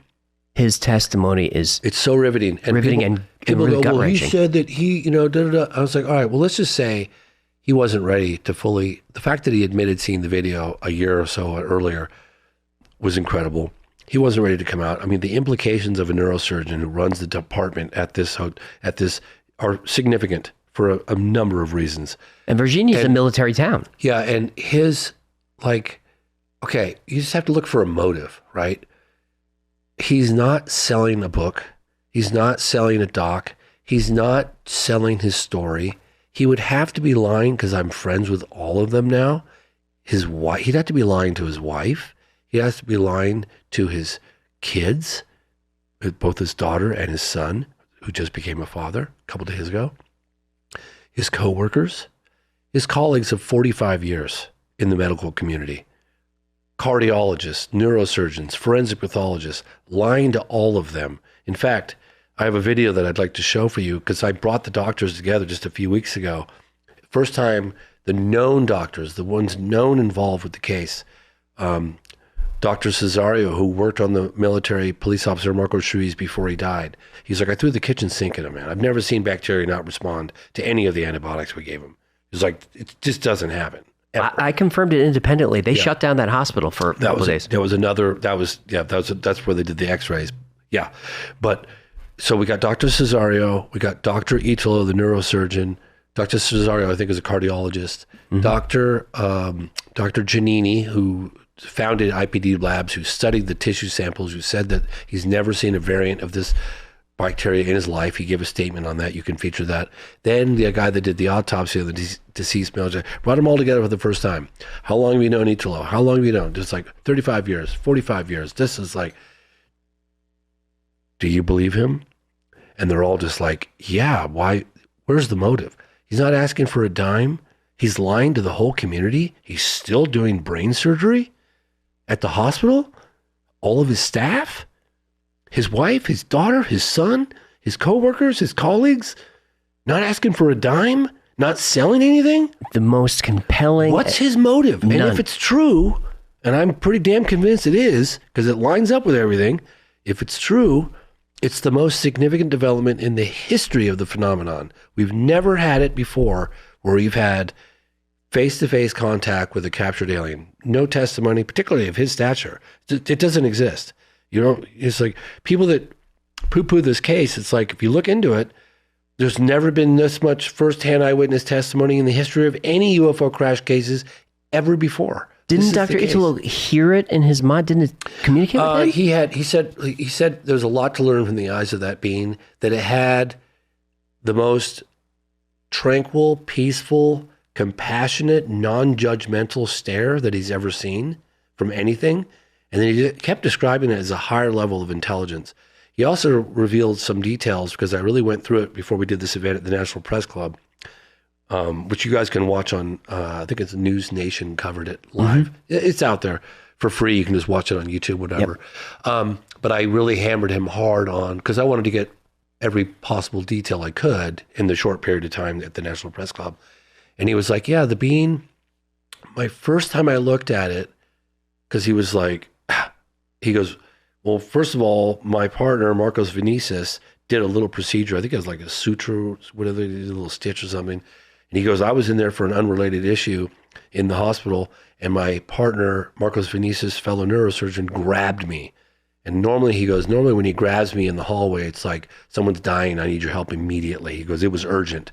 Grabs him and takes him into the ICU. And there was a makeshift ICU with like a makeshift curtain kind of thing. And then before that, he's got a video that he's showing him on this screen of some procedure he just did. And he's like, what the hell am I looking at? What is that? And he described maybe children get this really weird thing where their heads can really swell up and weird deformities, whatever. He's looking at it and goes, yeah, man, it doesn't look like it's from her. What the hell is that? And the doctor, Marcos Vinicius, goes, it's right there. So he draws the curtains or goes around the other side and he goes, I said, how long was it before you knew it wasn't of this earth, non-human? He goes, the second I looked at it, I was like, holy shit. Mm-hmm. Like, and he looked at it and he goes, my medical profession was initially like, okay, I look at a patient. Is it in distress? Is it breathing? Is it, and he did a quick evaluation and he was like determined that like it was okay. It was stable, whatever. He's looking at it. And then the creature looks out the window and it was a blue sky and looked out the window like longingly, like it wanted to be out there. And then it looked back him in the eyes. And that's when he said he got the real communication that happened. What he was no longer looking at as a patient, he was looking at it as an entity, as a higher level advanced intelligence entity. And he said it just had like it was looking at him as though he was a child. Do you know what I mean? Mm-hmm. And here we got a neurosurgeon who's like running the whole department, operates on people's brains, plays piano like Mozart. And he goes, it was looking at me almost like a child, not condescendingly, but like it was so advanced, so much higher, like an angel. So he described it as an angel. He did. And I just say to people out there, it's like, you have to look. First of all, we tracked him down and we wore him down. And then he had a heart attack and he was lying in the ICU staring at the ceiling after we'd already confronted him on the video, because that's what I was after the video. And he's like, if I come through this, I'm not, because Marcos Vinicius died of a heart attack in 2018. He goes, I'm not going to let this story to the grave. The younger generation needs to know this happened, and I'm a firsthand witness. And so we went back as I do in January of 2020. Was that 2025 or January 2025? Was that a year ago? Yeah, we went back. And that's when we interviewed the two forensic pathologists, and we've been trying to get a hold of Italo because we knew like the video, didn't know that he had a heart attack, didn't know that he had like prostate cancer and surgery and all this other stuff. And we got the other, he would respond and then he would disappear. And it was like, I jokingly said it was like grabbing a bar of soap in the bathtub because he was like, poo, poo, poo, he was just there. And then Dr. Armando, credit to you, mate, who did the autopsy on the deceased military officer and provided the tissue samples to Dr. Giannini. He's like, I was like, yeah, and while we're here, we really want to talk to Dr. Italo. And he keeps like kind of responding and then disappearing like he wants to, or he seems conflicted, like, And then he goes, oh yeah. And right there in the middle of the interview, just walks up and, talking. And he's like, tomorrow morning, go to the hospital. And he wants to meet you around the backside, 10 o'clock. Time it was. Backside of the hospital. Okay. What's he gonna, we're like, shit. Get all the camera crew ready. And that's when he snuck us through the maternity ward, down the corridors, through the hospital, all cameras rolling, put on some gear. I'm like, what's happening? Why am I putting this gear on? Takes us into the ICU. That's where it happened. In that room? In that room. Oh my goodness. All on film. We captured it as it happened. And honestly, I don't even think he was prepared to go full Monty until like the morning of. And like our partner, Alini, production partner, she's been amazing. And she's got so does Marco, but she has a really a wonderful, non-threatening presence about her. You just look her in the eyes and you just go, okay, I'm in good hands here, And I know that he grabbed her hand and she was looking at me like, okay, I'm just, here I go. Took us through various corridors. Then all of a sudden I'm putting on medical, mask, and what am I doing? Like, I don't understand. Everything's happening so quickly. We're all just takes us into the ICU. And it was like, this is where the video? No, this is where the creature, I saw, huh? I was like, it all came out. And then the staff of the managers and everything came in and started screaming at him. And he was like, fuck, I think I might have just lost my job.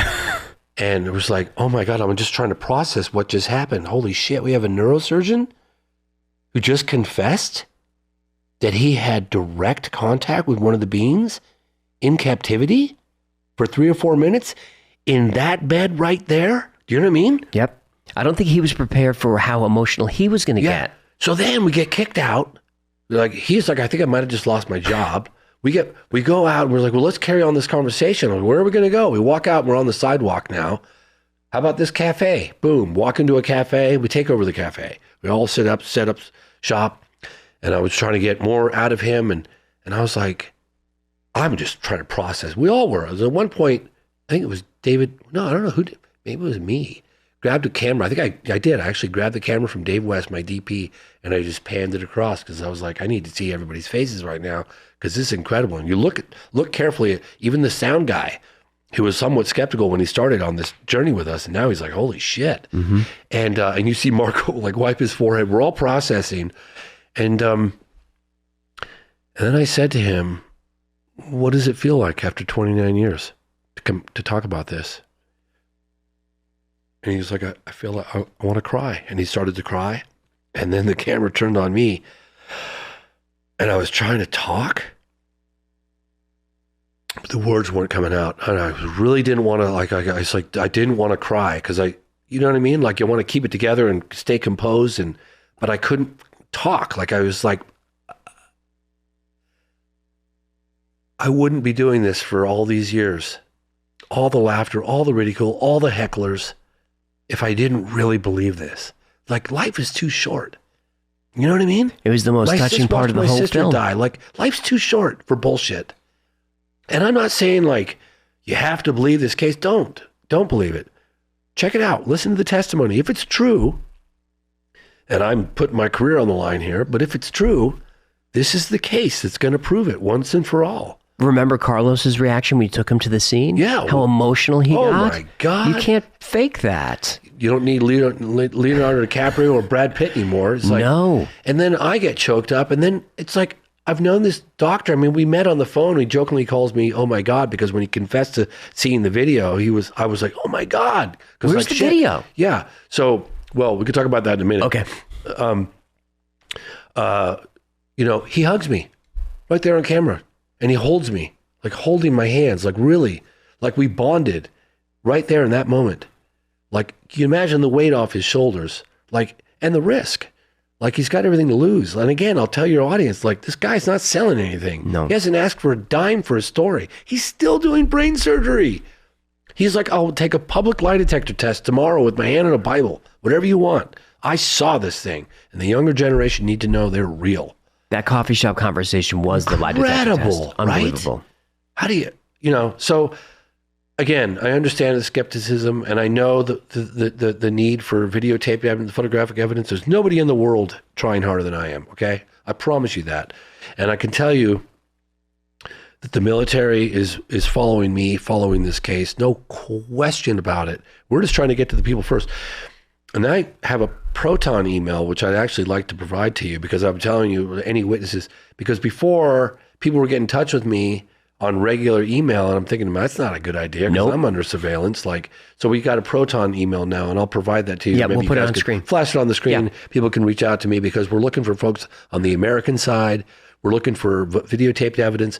We've announced a very large reward for said evidence. I've done it on huge podcasts all across Brazil. We're doing more podcasts right now, TV episodes, and we're stronger together, and courage is contagious. And I've been saying that to people. We're stronger together, and courage is contagious. And believe me, there are other doctors and there are people that are watching very carefully what's happening right now. Are there any videos you want to show us? We have about 15, maybe 20 before the next break. Okay, I think this is important. Sorry, I'm going to wipe my nose here. This is just a couple weeks ago. I happened to be with Amar from Yes Theory. His team actually filmed this. And in Varginha, Brazil. And we're at Dr. Armando's house, who was the guy that did the autopsy on the deceased military officer. And it was the first time in history we brought all the known doctors together. And so I just wanted you to share this little video, and I'll play it for you. Question. I'd like It's got volume. I'd like to ask Janini how long Janini has. Oh, it's okay. I don't need to hear it. Yeah. And I thought we had subtitles, boys. No? Yeah, there we go. It's all in English. Oh yeah, some of it's not. Yeah, so basically, that's Dr. Cesario. He worked on the military. And where did you shoot this? I shot this at Dr. Armando's house in Varginha, Brazil, just a few weeks ago. That's Dr. Janini, who studied the tissue samples analysis, forensic pathologist. The guy to the right is Dr. Armando, who did the autopsy. And then Dr. Italo's right there, grabbing his arm. He had face-to-face contact with the living entity at Regional Hospital on January 20th, 1996. You guys believe him? And I'm asking these guys, how long have you known him? Do you guys believe him? And everyone's like, I've known him 45 years. I've known him 35 years. He's still doing brain surgery. Like, I just think it's important. And I've got their wives there. All their wives are there. Their children are there. Like, this is like real. You know what I mean? Like, these guys, I just can't imagine how he would benefit from lying. I'm at a loss. Yeah, right. Okay. Yeah. So that's, and anyway, I don't have to go through all of these, but I want you to, if you're seeing this or not, but I need to watch this, but whatever you play, we'll see. Yeah. So this is, I'll just describe this. This is, I took video statements from firsthand witnesses, children, wives. That's one of the sons of a firsthand witness that was in military police. This is his daughter. This is his wife, all saying, yeah, my husband was a firsthand witness. He saw the creature. And it's important because he said he was a firsthand witness. His name is Pedro Aguiar. He was the former chief of police. And he's the one that participated in our film and then died. Mm-hmm. Now, he told us on film that he was the first to, he did see the creature. He did participate in the event, but he didn't go into any specifics. But it's one thing to go on camera and say that. But then when he tells his wife and he tells his children, yeah, man, this happened. This is real. I participated. And then we talk to his lawyer. It just changes everything. And this is the actual site. So on the other side, I might actually play this, kind of fun. So, the cinder block wall where the girls came within 8 to 10 feet of that creature in broad daylight. Yep. So on the other side of that wall, just like that far away, is a mechanic shop. So we went over to the mechanic shop and we actually got one of the witnesses who was on the other side of the wall while the ET was there. And he talked about, like, he got there right after the girls had seen it and saw the imprint where it was. He smelled the smell, like the ammonia, the sulfur. Everyone says that. He smelled it. Yeah. There he is, right there in the blue shirt. Exact location. Yeah, girls saw the creature, and this guy's a mechanic. That's the cinder block wall, and then right on the other side of that wall was a mechanic shop. He was there that day. Isn't that crazy? Unbelievable. Military activity, and he's like, oh yeah, I walked right over here. I saw the thing on the ground. I smelled it. I missed it. So he was working on a car when the girls were looking at an ET, like right there. It's so crazy, Anyway, there's a bunch of other statements that, I had Liliana, Valkyria, and Katya apply for visas. We had military ex who drove the creature. All of his military records, all of his photographs of the truck that he was in the operation, driving the creature. We had Marta, the sister of the deceased military officer. We had. What about Marco's wife, the officer who died? It was Marco, right? Yeah. I'll get to that in 1 second. Okay. I hired an immigration lawyer. They were going to come. The military guy who drove the bloody creature was going to come, and he goes, "Look, I'll meet with members of Congress behind the scenes, full identity, show them who I am. I drove the creature, blah blah blah. And I'll also go up to the podium, but I'm going to go up there with a mask." And I was like, "That's great." And I've told the audience before, I was able to track down who that guy was. He's a legitimate. He's legitimate. I've seen all the photographs. Yeah. I actually got a statement from him with showing me all the photographs. I'll probably be releasing that soon for free, so people can see. But I'll have to blur certain things out and change his voice. But all their visas, unfortunately, got denied. I think it was like 6, as we go through all the different names. But yeah, devastating. And I even had Congressman Burleson's office working on getting their approval. One was approved. Katya was approved on the spot. They all went together. Liliani was denied, Marco was denied, and then there was Military X, Marta, and Katya. They were under additional review. So it was like 2 denied, 3 under additional review, and then 1 approved. So that was a pretty good ratio. So yeah, but denied on what grounds? Who knows, man? They don't really say anything. It's just like, ask a couple questions. No. So anyway, but then we get Congress involved, immigration lawyer, and we're going back and forth. And then after, it kept waiting too. Like I was like, could you guys? Where are you guys? Like, I'm doing this event. You know, I'm doing this event. Like, could you know? And then, long story short, they waited till the last possible, like towards the end of December. In fact, I got back on Christmas Day. My son's like, "What do you get me for Christmas?" I said, "Me." And so, God, maybe the 20th, 15th, I don't know, of December. Even the one that was approved, all done. So we flew back to Brazil, and I did statements. And those are some of the statements. If you want, I provided them to you. You guys can show the various statements. It's at a podium. The city of Varginha, with help with the mayor, gave us this official space with the Brazilian flags. It's a great backdrop. And we did, short 90-second statements from the various people that had their visas denied and other people as well that did. And anyway, you should play some of those for your audience. We'll put those in. We'll put in the autopsy photos. But I want to know about Eric Lopez. Yes. Did you ever get a hold of him? Because his scene in the first...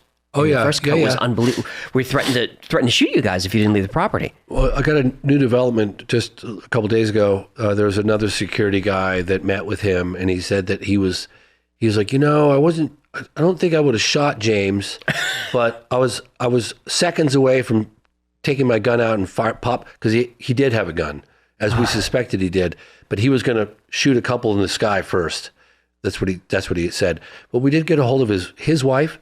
Now, his wife, funny story, his wife is the sister of Marco Cherise, the deceased military officer. Yes. Marta? No. Oh. Marta's sorry. Yeah, Marta is Marco. Yeah, so, sorry. Marco Cherise, who handled the creature and died, had 2 sisters. Okay.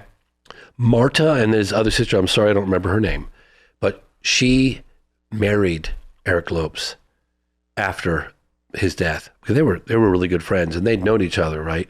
And so I contacted her through Marta. Somehow I got her number. We went through either Marco or somebody else.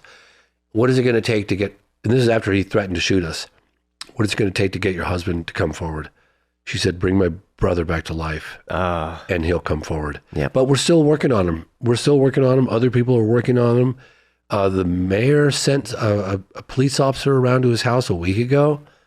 A police officer liked to talk to him, and he didn't want to talk. But he might talk. He might at some point talk. If he sees what Dr. Italo did, he might. He might. It's getting more attention now than ever before.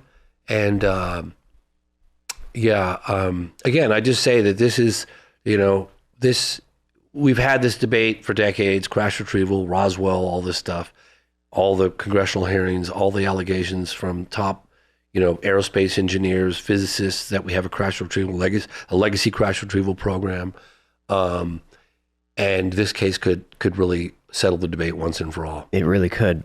We'll take another quick break. When we come back, we'll talk about whatever you want, but I would like to get into how suddenly the United States Air Force shows up on this case.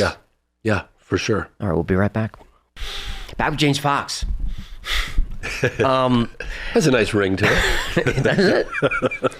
A big turning point for me in Moment of Contact, because I was riveted, and then we get to, I don't know, about 2/3 through, and suddenly you're interviewing someone who was a aircraft controller. Oh, yeah. Mm-hmm. Yeah. And now the U.S. Air Force enters the picture. Yeah. So it seems like we've got Varginha, Campinas, ESA, and USAF, as they call it, USAF. Yeah.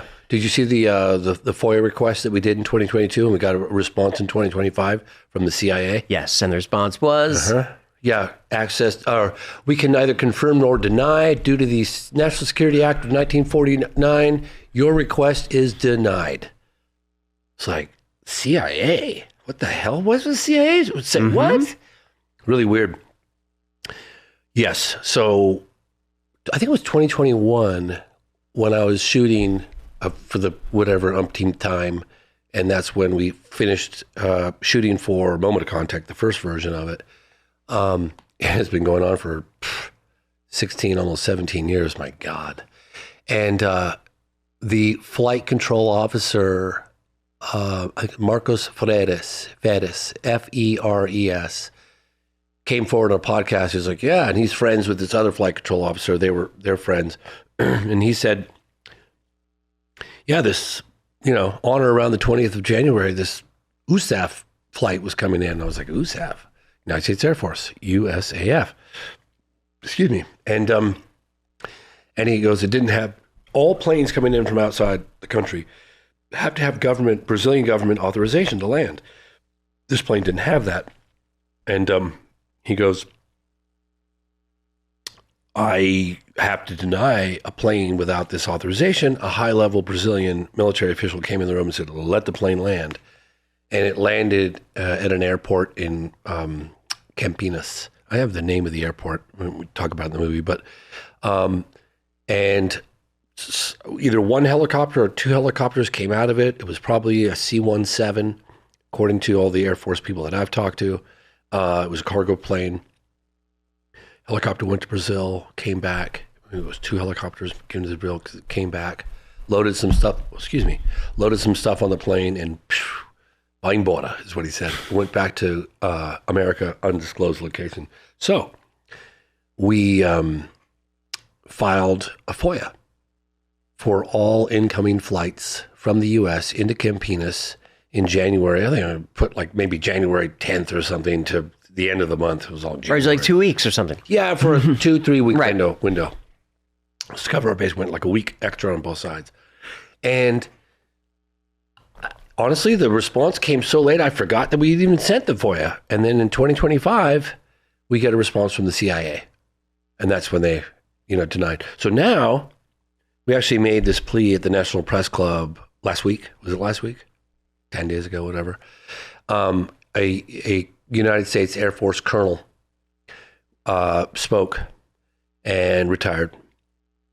Also a fighter pilot, had a really dramatic encounter with UFO in 1980 over Europe, Northern Europe. It's an incredible story. But he's like, look, let me just tell you, and he talked to members of Congress too. He's like, let me just tell you, if that flight happened, and I suspect it did, there's going to be paper trails. And he went through all the different scenarios, like the flight. The flight distance of full tanks is 2,500 miles. The distance is 4,500 miles. Therefore, it had to have air support. That's going to be a paper trail. When it landed, it had refuel. There's a receipt who paid for the fuel. That's going to have a. Then it had I don't care if it's a classified mission. It's got to have a flight plan going back. There's another paper trail, and goes through all the various things. And we did that primarily for members of Congress and ourselves. It's like, hey, you don't have to believe this case. You can find it compelling enough to dig a little deeper. So now we have members of Congress that are willing to, part of the task force, hey, let's go find those flight records. Let's see what we can turn up.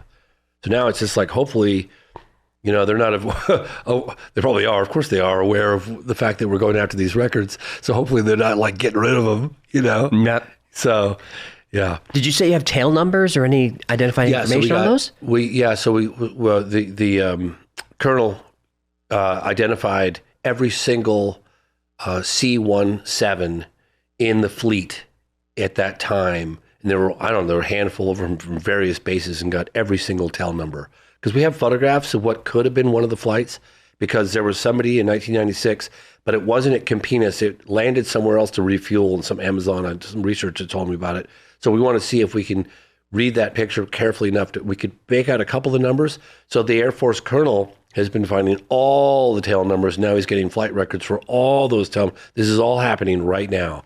So we're trying to find that specific plane, flight, landing, where it landed. Because we could find out where it landed. We could find out potentially who the crew were, how many people were on board, where those people are today, right? Yep.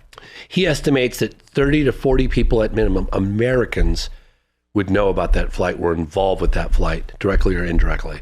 So that's where we're making a plea to anybody on the American side, because wouldn't that be great? Yeah. What do you think was loaded on that plane? The bodies? E.T. and... 2 bodies. I don't know how many bodies. I would say at least 2. And probably some of the debris, I would imagine. But I don't know. What gives United States military jurisdiction over that? You know, a reporter asked that very question a couple of years ago to an intelligence official. You know what they said? Because we can. Write a check or we're coming in. Or we're going to get it. We're coming in. The easy way or the hard way. Yeah, I mean, we just took out a president in Venezuela. True. Yeah. True. So we got a UFO crash. My understanding is that the Americans were aware of this UFO coming in and alerted the military officials in Brazil. And I've heard that from a number of researchers. In fact, I've even gotten close to getting a name of who provided that. But anyway, I've heard that from a number of pretty credible sources. Yeah, I was able to track down some information about craft being seen in that area over that time, and then it kind of goes dark. So my suspicion is that there were some radar hits about those craft in that area, or at least one of them, and then someone got involved and said, "Stop tracking it. We got it. You guys don't need to worry about it." That's my suspicion. Yeah, I'm optimistic. I mean, you know, it only takes one courageous American to come forward, you know, and reveal that. We get the flight numbers. Maybe they don't come forward publicly. Maybe they come forward in a SCIF with certain members of Congress, part of the UAP task force. There are a handful of Congress people that I actually trust, that I think really do want to get this information out to the public, that are really seriously and authentically interested in knowing more and being more transparent, because they feel like everybody has a right to know about this stuff. And so I'm optimistic on that front. And, you know, like I said, like we had meetings in Leslie Kane's article that people should look up. Leslie Kane and Ralph Blumenthal in the debrief gives a very detailed account of our meetings, our closed door meetings on the Hill with firsthand witnesses on the case, and our plea to them, like, hey, you don't have to believe these guys. They found their testimony very compelling, and they were very, very interested in what the doctor had to say, I can assure you. And really asking very detailed questions to him. When is it you have a neurosurgeon describing face-to-face contact with a live entity from non-human intelligence, right? Yep. Never before in history. So there seemed to be a genuine concern, a genuine willingness to do some digging behind the scenes. And then Congressman Burleson attended the conference and spoke, as did a senator from Brazil. So, you know, this could be the beginning of the beginning. It could be. Could be the beginning of the beginning. What is it about Brazil? Because we have compelling cases going back to at least the 70s, like the Claris case. 50s. To the 50s. Ubatuba. But that's right. Yep, there's actually metal material. That's right. High level, 100% magnesium. I can't remember but it's very unusual, and I'm told, I'm not a metallurgist, but I'm told by, like, I think it was Gary Nolan and Jacques Vallée, who've studied the metal samples, isotope. They looked down into the microscopic level. Yep. That it would be extremely expensive to replicate what they found on that beach in 1957. It was reported something exploded and it rained down all this debris on a beach in Ubatuba. That was, I think, 1957. That's right. It was witnessed by a fisherman. Actually rained onto his boat and killed his dog. Oh, really? I didn't hear that part. Yeah. Yeah, that some of that metal was tested, and they found, using an electron microscope, that it was arranged in a lattice that could serve as a waveguide for electromagnetic spectrum in the terahertz range. Wow. Which is something that we couldn't do that in the 50s. Wow. I just remember Gary Nolan telling me that it would cost so much money to replicate, even today. Right. So that was impressive. But then you have Colares in the 70s. Very fascinating case. First case I've ever heard of where there seemed to be some level of hostility. That's right. Well, tell us about the case. Tell us what you know. Well, what I know is I haven't done a deep dive into this case. Jacques Vallée has. I think Jacques Vallée has probably written a book about it. This went on for a while. It might have been the whole year of 1977. Mm-hmm. It might have been longer. But there were UFOs seen. There were beams coming down from some of the UFOs, attacking some of the people in the village, burning their skin, or maybe they were taking skin samples or blood samples. I don't know. That's what was reported. There's other testimony. The Americans got involved, and they came, and there was film footage of an object the size of a football field, shape of a triangle, coming out of the Amazon. That footage apparently exists. There are a bunch of photographs that I actually feature in the first cut of Moment of Contact, original photographs that were released by the Brazilian Air Force. Yep, over 1,000 photographs. Mm-hmm. There was also, exactly, and all kinds of documentation, all kinds of stuff come out of that case. Yeah, if you really guys want to look photographs. If you want to look this up, this is Operation Prato, which means saucer or plate. Operation Plateau or something. Yep. Yeah, it's a plate or whatever, a disc. And there was a military gentleman who actually featured his testimony in the first cut of Moment of Contact. And he went on camera, and he had died under extremely mysterious conditions. He apparently had a close encounter of the third kind. He actually saw the entities, and that was in the 70s. He hanged himself in this hotel or something crazy. You'd have to look it up. But hung himself from almost the base of his bed. It's very strange. Yeah. And I think that was just about 2 or 3 weeks after he gave testimony. After he gave that on-camera testimony. To Javert. Yeah. Yeah, really good. I mean, Thank God I know. It's terrible. So that case, then you had UFOs over Brazil in 1986. Was that the year of the saucer? It's called UFOs over Brazil. Yeah. So that's kind of what it's known. 1986. And they had a press conference. They had the pilots. I mean, quite honestly, it was very similar to the 2 consecutive weekends in Washington, D.C. in 1952. That's right. It was like almost like an invasion, and they engaged with them in the airplanes. I feature some of that in the first cut of Moment of Contact if you guys want to check it out. And then, of course, you've got Varginha, which, quite honestly, I can't think of a better crash retrieval case, particularly involving the Americans, known in the world. I think it's the best, most well documented, and it's getting better by the day. Yeah, it is. There's something about the Amazon that intrigues me.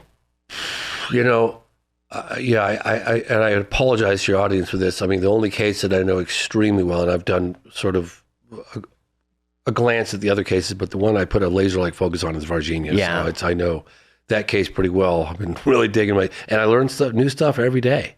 I'm trying to put more pieces of the puzzle, and there's still missing pieces. But like I said earlier, I think this is a case that could settle the debate. For sure. How long did it take the U.S. Air Force to get involved in that? Almost immediately. Really? Yeah, because according to the flight controller, it was on or around the 20th. Okay. So it would have been, the same day or maybe the next day after the girls saw the creature, like all that activity and hoopla. I don't know the exact date, but it was on or around the 20th of January, and the flight came in, and all the military people I talked to, everybody involved in the case, all say, I can't say this for sure, but rumor has it, the Americans came, they came to Campinas. And we have the very gentleman that was one of the people in operation of the transport of one of the beings, possibly 2 of the beings, from Humanitas Hospital, and went to as a military base. Apparently they backed the trucks up to the wall for, a few hours of the night. And then they continued their journey on Dom Pedro, I think it's called, freeway, all the way down to Espasec's military base in Campinas. And then that's when the Americans landed. And it's so funny too, because you hear all the accounts of the people that we talked to. It's like, yeah, they all, even including the military chief of police, he said the same thing.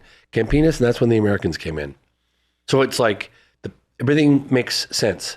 It does. The accounts of the plane came in here. This is where I dropped it off. It all went here. Like, it just, big cargo transport plane, helicopter coming out the back, going to Varginha. It's like, what the hell else were they doing there? Was that, was Dr. Itulo's patient, was that being still alive? Yes. It still was alive. Fully alive. Well, yeah. I mean, I don't know how long it stayed alive, but it was fully alive and fully doing well on the 20th. Wow. So when you spoke to Eric Davis, he talked about alien species. He talked about the Greys, the Nordics, a lot of these. So what's the taxonomy of this particular alien that was in Varginha? I mean, how many species? I know we're speculating, but this is a storytelling show. Yeah. This is okay. So there's a segment with Jacques Vallée because he was unable to attend the press club meeting that we had. And it was January 20th, the 30th anniversary of the incident. And that's when we held it in Washington, D.C. And we presented, because Jacques couldn't be there. And Jacques goes out on a limb and describes various cases and different types of creatures or beings or non-human intelligence, whatever you want to call them. And I think that you should show your audience that clip because it's very interesting. He talks about exactly what you're what you're mentioning now. Do you get a sense of, are these beings from other planets, or are they here? What do they want? I wish I knew. Speculate. Well, I mean, it's from all the different people that I've talked to and all the different alleged firsthand witnesses to close encounters of the third kind, there seems to be different races, different agendas, different. Because you got, the quintessential, almond-shaped eyes, black eyes, gray, spindly arms, spindly legs. That seems to be, the worker bee or whatever. Some of them think that they're biologically engineered, entities with an intelligence. What do I know? That seems to be. Some people describe brown skin or white skin or gray skin, but the big eyes, the big teardrop-shaped head, the 3 digits, I think 3 fingers and a thumb, seems to be fairly consistent. But then you got people like Travis Walton describing creature, human-looking, like beautiful, blonde, blue eyes, humans. Like very attractive. I guess they call them the Nordics. The Nordics, the tall whites, Charles Halls, yeah. You've got those types, and then you've got, if the account is to be believed, you've got, Jason Sands and his convoy in 1994. It talks about this, and what was really odd is that, he was dressed in military outfit, and Jason said they were all looking at his boots, and he's been walking through the dry desert and dusty desert. His boots were immaculate, like spotless. But he described the big eyes, but they weren't almond shaped. They were just really big and dark, and no real ears. Yeah, no ears, and that's a different type. And was that entity, if it's true, was that entity capable of projecting how it wanted to be seen? Sometimes you wonder about that. Like, why was his military outfit spotless? Right. In the desert, according to the witness, So we could be dealing with all of the above. We could be dealing with interplanetary. Maybe there's some that live under the oceans. Maybe they live on the backside of the moon. Who knows? You know what I mean? Maybe they're right here. Maybe they're interdimensional. They come in and out. Right. Just change the frequency a little bit. I really don't know. I'd love to know. I'd love to know how many different species or races. I'd love to know what their agenda is. I'd love to know why they don't make their presence more overtly known. Because you look at, I've studied a number of different, so-called landing cases, whatever. I can go into detail with that, but. Please do. Well, I'll just go into a little bit. 1964, it was April 24th, 1964. There was a police officer by the name of Lonnie Zamora. He was in hot pursuit of a speeding car. It was late afternoon. It was around coming up on 5 o'clock. And he saw this white egg-shaped thing whiz across the road in front of him, maybe off in the distance, some kind of flash.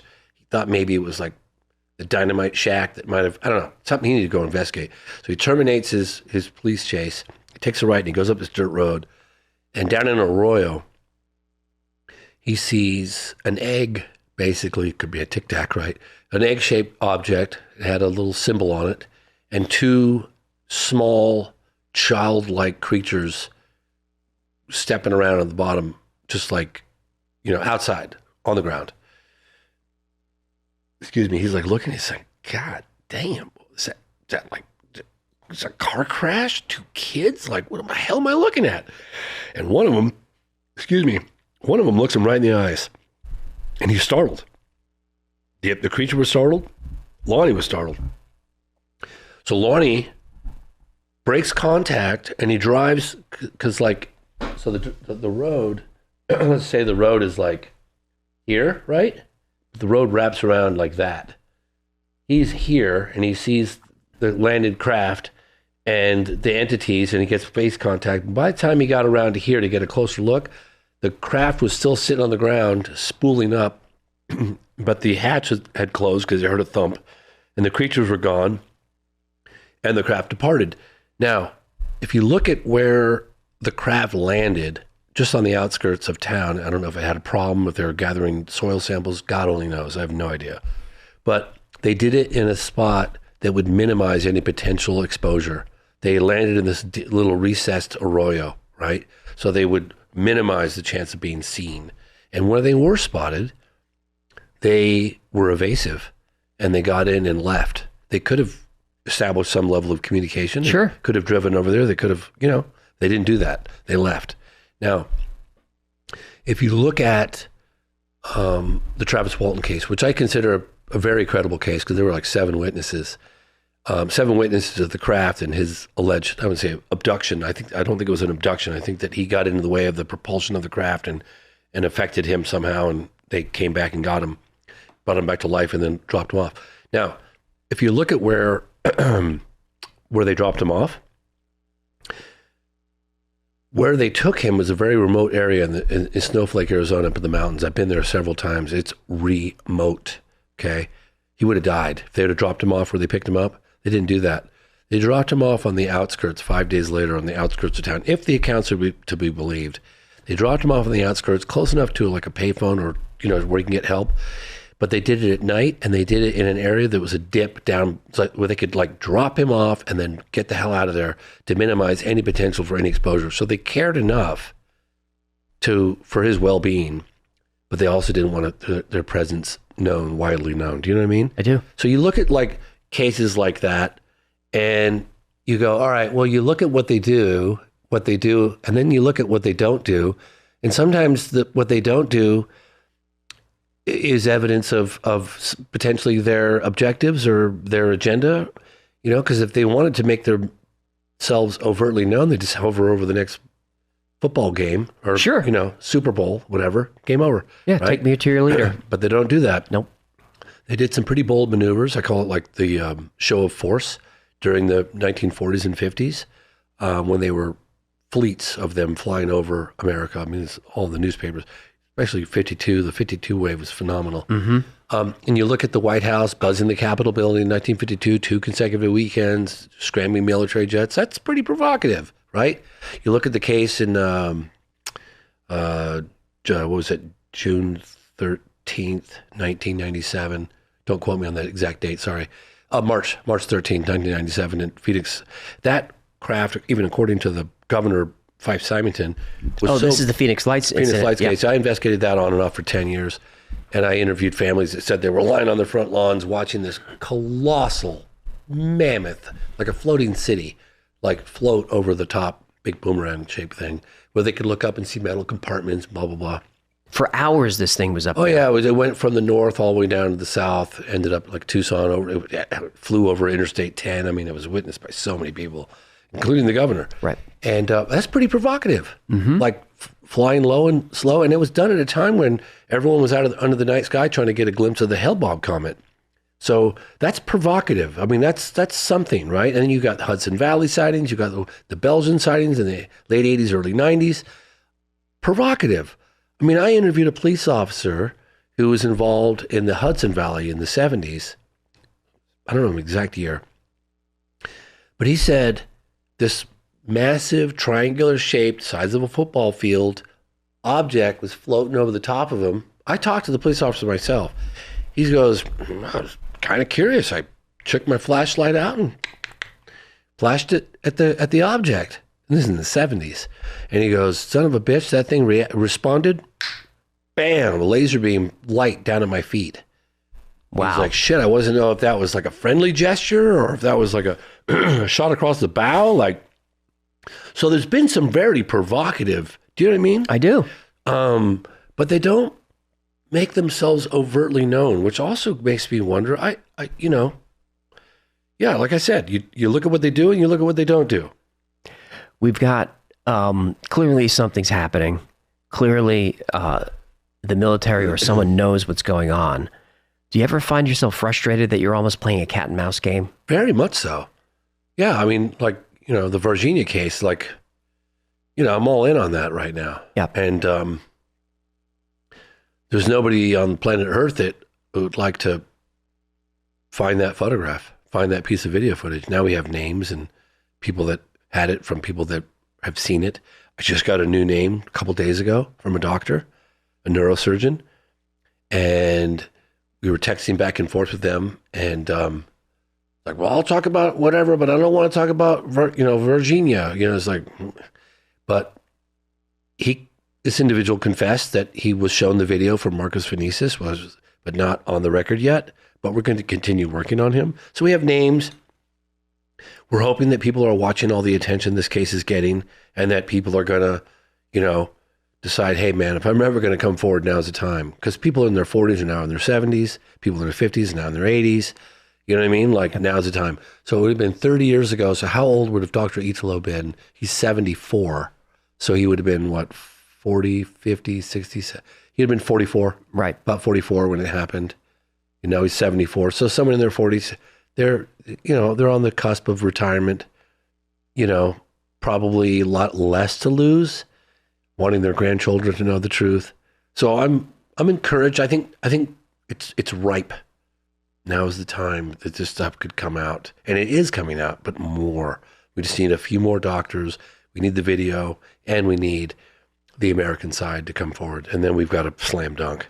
Yeah, it's the American side. I think that's the bottleneck there. We're working on it. I hope that video still exists because a lot of people are invested in making sure it never sees the light of day. That's for damn sure. That's for sure. We were in contact with people after the first cut came out.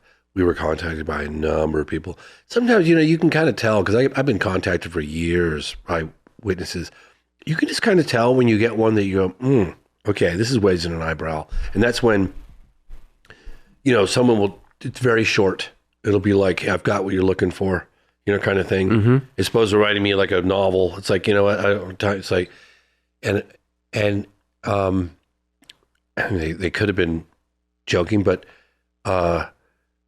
you get back in touch with them and they're just gone. It's like, well, why did they, and so it makes me paranoidly thinking, like, am I being watched? Again, we did a Proton email, which you're going to put on the screen. Yep. For people to get in touch with us, particularly anybody on the Americans, anybody who witnessing the Varginha case. And not to be rude, but if you have a whole UFO story that's unrelated, please save it for another time. I just want to put a laser-like focus on Varginha video or any participation in the flight from Campinas back to the States. I did get contacted by one individual via email. He said it's been weighing on me and my family for decades. I was like, oh my God, we did it, And then he's like, you contact me like this, I'll show you the email. You contact me like this, just, conversation's terminated. If you did, so I did everything he told me to do. Waited about 36 hours after he sent me the first email. It was like, this isn't who you think it is. My email got hacked and I don't know anything and goodbye. So I just thought, really? So I waited like 6 months. And then I sent a separate email, not part of that thread, based on the email address. Hey, this is so-and-so tree service. I'm coming to cut your hedges, because I was hoping like maybe he'd be like, sure. I just need to meet with you to give you an estimate, and I was like, do you know what I mean? Yep. Because I thought, well, maybe. And then I finally got some little response, and I thought, and then it was just, psh. How do you vet your stories? Well, you got to go meet the people. I mean, also, I tell people, because I had people telling me just last year, like, I've got the video. It was a woman. I got the video. You need to come. I'm giving it away for free. I can't, this is a burden. I don't want this in my life anymore. I want it out of my life. Like, just get it away. I think it was her husband's or something. And I said, I'll come. But I said, I can't just drop everything in the middle of, I'm editing a movie. Fly all the way to South blah, blah, blah in Brazil without any kind of proof. Like, I'm sorry, I can't do that. And we went back and forth for a long time. And I said, just show me like 2 frames, just one picture, and I'm on a plane tomorrow. And then after like months of back and forth, she's like, if you don't come down, return. And that was it. That person's gone. Did she have it? Was she bluffing? I don't know, but I wasn't willing to fly away to Brazil just because someone said they had it. Right. Maybe she did have it. I don't know. But why wouldn't you show me one screen? Show me one screen and I'm there. What pictures have you seen that you were convinced like this is legit? I would say one of the best photographs ever.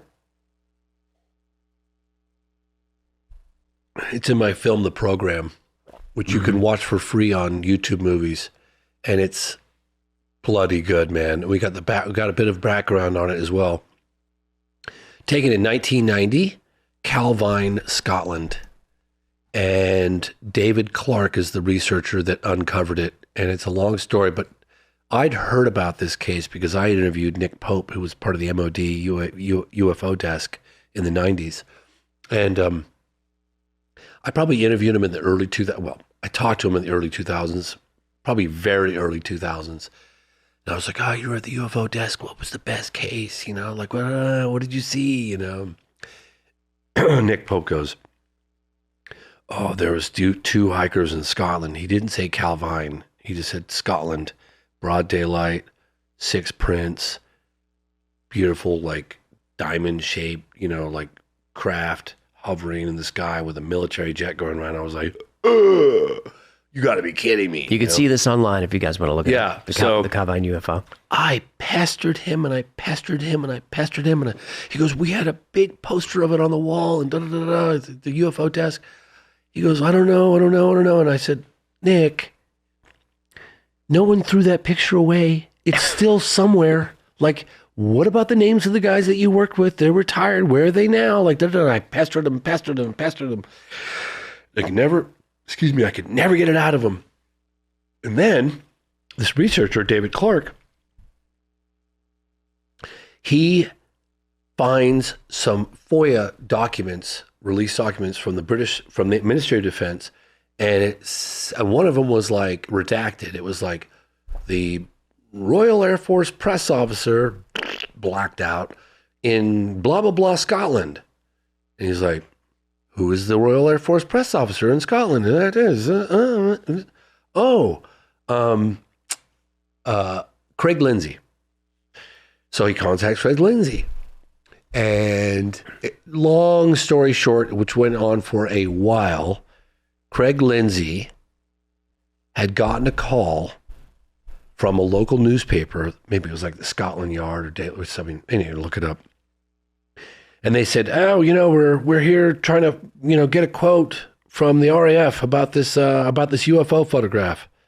And he's like, I don't know what you're talking about. What are you talking about? They said, well, there's these two guys that are going to publish this story, and we just want to comment on what this could possibly be. It's got a military jet. He goes, well, I haven't seen it, so I don't know what you're talking about. So they said, well, we'll send you a print. So they sent him a print. He's like, holy shit. Like, it's good. And so he immediately, I think he does contact the MOD, and then the MOD contacts him, and he starts to investigate. He meets with the witnesses at a hotel. They tell him their account. They said it was hovering, it was silent. They were terrified. They were cowering beneath a tree when it was hovering there. They was like, what are we looking at? They had a camera. And he said, they said that a military jet came in, and at that point, they got enough courage. The military jet did a full pass. It went in and around the entire object. And I think it was like 6 or 7 prints. It was picture, so all the pictures is relatively the same object, same spot, same tree, all that, ground, everything, with the jet in a different position. So, Craig was like, well, what kind of noise did it make? And the witnesses were like, we didn't make any noise at all. It was just completely silent. And he's like, well, I don't know. He's a Royal Air Force press officer. I don't know any planes, anything without any wings, without any visible, blah, blah, blah. And then as he's in the middle of this investigation, he gets a call from the MOD, and they were like, all right, we'll take it from here. Thanks. And that was the end of that. Well, he keeps that print in a book and kind of forgets about it. Then he retires, and it's 33, 34 years later. And he finds the damn thing, and he gives it. That's the only reason why we have that photograph. Yep. Thank God to Craig Lindsay, because they buried that story. Mm-hmm. And And I interviewed Nick Pope, and he's like, they wanted to bury it, and they did. And then at the last possible minute of production with the program, the documentary I was just talking about, there was a guy, I always get his name wrong, Greaves, Richard Greaves, and he's like, he called me, he's like, you're mispronouncing my name. Is it Greaves? He's like, no, it's Greaves, Greaves. And he describes what happened. He goes, I knew those blokes. I was, he was up there, and he said they were on a cigarette break. A couple days after, they're about to go public. Black car rolls up. Da-da-da, there are these men in black again. Heard about them 1,000 times. Yep. And he said they came up, they got out of the car, and the way he describes the guy smoking behind the wheel, it's the funniest thing. Richard Greaves should be a comedian, because the way he described this guy smoking, I was like, I've never heard anybody describe the way inhaling so hard it lit up the whole cabin on the inside of the car, just really sucking the cigarette down. And then the driver stays in. There's a Mercedes. Two guys get out. Cigarette breaks over. Yeah. Take the two guys, pissing rain, outside in the pissing rain, talking to them. They're all the other workers that were not participating in the event itself, didn't take the pictures, didn't witness. They were looking through the window, watching this whole thing. Pissing rain. He said it was raining so hard, and they were just standing in the pissing rain, getting drilled by these two men in dark suits, long overcoats.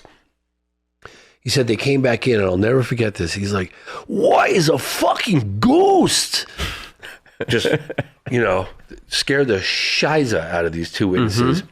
Started drinking heavily, sleeping in their cars at night at the hotel, and then they vanished after a couple of weeks. And to this day, they've never been seen again. Oh, that story. Yeah. That is such a good case. Now, the pilot, it was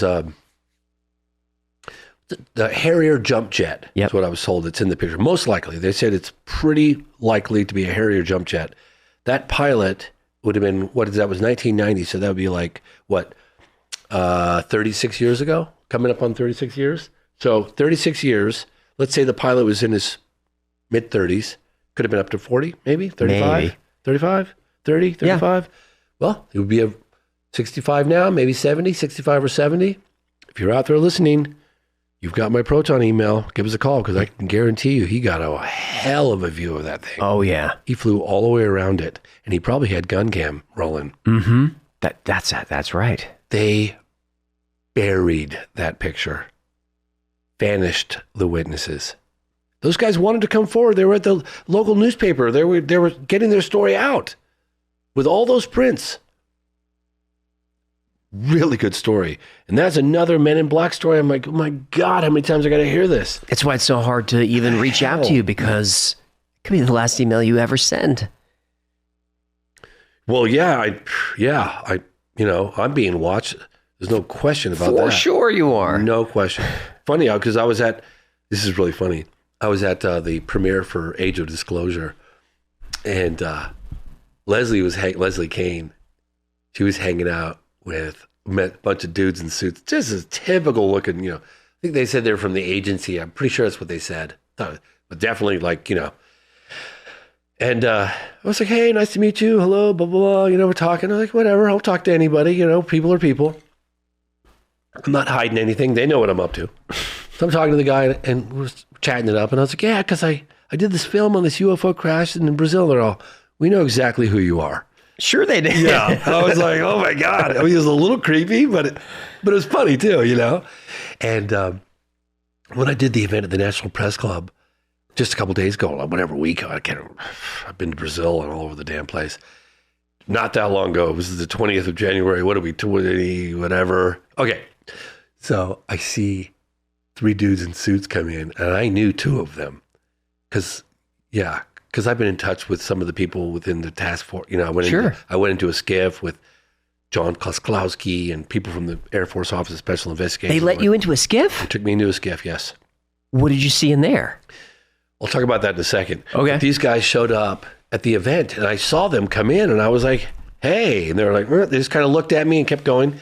So about 15 minutes later, things are getting going. Everyone's settling down and getting ready to present. And I was with my sister, Kelly, and I was like, hey, Kelly, get a picture of me with these, So I walked up, and then he was like, No photo. No photo, dude. Not now. Like, no, but we're here, and, yeah, we went back, got started. But the other thing was I was invited, I probably won't reveal who made the arrangements because I don't know if that's okay or not, but I was invited into a SCIF, which is super weird because they did a 48 hour background check and then all the security. And I was flying back to Vermont from Washington, DC, and I checked out of my hotel when I had the appointment, and I went into, it was not far from the Pentagon. I went into this building, met in a parking lot and walked through this building, had to go through security, took all my stuff. Oh my God. And I go through, and then there were these glass tubes. I think did I leave my bags there? I probably did. There were these glass tube things. One side opened and you stepped in it, that closed, another side opened. It was just like seen out of a movie or something. And then went down these corridors, and we got to an area where he goes, all right, now you need to get rid of all your electronics. I need to put them in this locker. I said, can I use the bathroom real quick? Because I wanted to take a picture of the pass, which I did. You did? Yeah, I took a picture of the pass I got. Where can we see that? I'll show it to you. Okay. I'll share it with you. You can show it on the thing. Okay, yeah. It says, do not take photos. Escort required. Just like that. I'll show you. Okay. I took it in the bathroom. They're probably going to find out about that. Whatever. Sorry. Last gift for you. Had to do it. I'll send it to you for sure. So then, take all my, everything I had electronic gone. And then just vault looking door, just exactly the door you'd expect, right? Opens it up, big thick thing. Go inside. I'm like, fuck, I'm in a SCIF. Holy shit. But it was a big room. Like it was big, like cubicles and all kinds of hallways and shit. He's like, yeah, this entire area is a SCIF. It's all part of the task force. The head of the UAP task force, John Klosklowski. So we walked down this hallway. What building are you in? Where are you? Shit, man, I'm You're not far from the Pentagon. Yeah, not far from the Pentagon. I thought it was actually at the Pentagon. It was just really, really close. And take me down the hallway. I can't give you this guy's name. I would gladly. I can only give you something. He wouldn't appreciate it. Go down this hallway, and there's an open door on my left and a closed door on my right. And he's like, I'll be right back. And he leaves me there. I'm standing there, and I see a table, maybe about the size of this. I think it was more oval shaped, or maybe it was round. Can't remember, but I was like probably a couple girls and a couple guys, and they're all in suits and they're talking, and I'm tuning in because I'm like, might as well. The brain has an incredible capacity to like filter out anything else and just really hone in on. No, I could see you sidling over. Yeah, and I'm listening to the conversation. Like, I'll give you an example. Like, if you ever take a tape recorder to a restaurant dinner, it's not recording what you heard. It's recording all, because it doesn't filter it out, right? But I was able, we can do that. We can filter out surround noise and really focus on what we want to hear. So I'm like tuning into these guys. I'm like, oh, what are they, what are they on about? And then one of them abruptly gets up, comes over to the door and closes it in my face, and I was like, shit. So then one guy who met me outside suits, he comes, opens up the door, and then John Klosklowski comes in, and they wanted to show me this footage that they were going to possibly release. I said, don't release that. It's ridiculous. It's not going to gain you any credibility. You guys cannot do that. And then I talked about, Rua, I talked about Varginha, I talked about Socorro, I was just like, and this, and you guys know that, ultimately what we're dealing with is a certain percentage of these things is non-human intelligence, and what's the plan to tell the public? We're not going anywhere. This story's not going away. What's the plan? And John Klosklowski, the head of Arrow, right now, goes, James, I can't part my hair without approval from the DOD. And you can quote me on that. So basically what he was saying is his hands are tied, and it doesn't matter what he ultimately finds or uncovers or learns, right? I'm convinced that, they clearly found the legacy. God, I could tell you another story too. The legacy UAP crash retrieval program. Now you've got to tell the other story. Yeah, well, I just, Well, what is the plan, do you think, before you get into that? I think there are some people that want it out and some people that don't want it out. And the people that are in possession of the goods don't want it out for the most part. But I really think it's important that, the people in the UFO community, we don't need the government against us. Everybody's bickering among each other, which is absurd. We should focus on a common goal. Mm-hmm. But I'm really pivoting to the point where I want to say to people, look, you don't have to believe Grush or Lou or Chris or whoever. How about, we call their bluff and we help support Congress. Congress really needs to hear from you. They've made that abundantly clear. We need to know that our constituents and other people that we have your support in putting our necks out. But to figure out a way how we can get immunity to the witnesses that want to come forward and how we can provide additional whistleblower protections. That's very, very important because there are threats. People feel, even if it's just their security clearance, if they lose that, they have no job, right? So the threats have taken away their security clearance. Some people are concerned about their personal safety. There's those issues. And they lose their job. It's they lose, they can't feed their family, So it's now they're talking about a fund that we could put in place. So if they do lose everything, they get financial compensation and people are like, oh, well, that's not really fair. They're getting taxpayer dollars. It's well, if what they're saying is true, that's the biggest story ever. Everybody should have a right. I don't think, that people would have that big of a problem with getting some compensation to some of these potentially the most significant witnesses in the history of mankind. So anyway, these are all initiatives and things that I feel strongly that we should support. And put pressure on. Whether you believe it or not. You might say wow, what's this guy have to gain by coming forward? What does David Grush have to gain? Quite honestly, I don't really see anything. He had to retire early. He didn't get any of his pension. Yep. You got all these threats and I don't know. Call his bluff. Yeah, I think the Pentagon walked back a lot of even what he said. Oh, of course they did. That's what they do. Do you feel like is it a slow, are they preparing us for an actual disclosure? Is this a limited hangout or is it we'll give them a little here, we'll give them a little?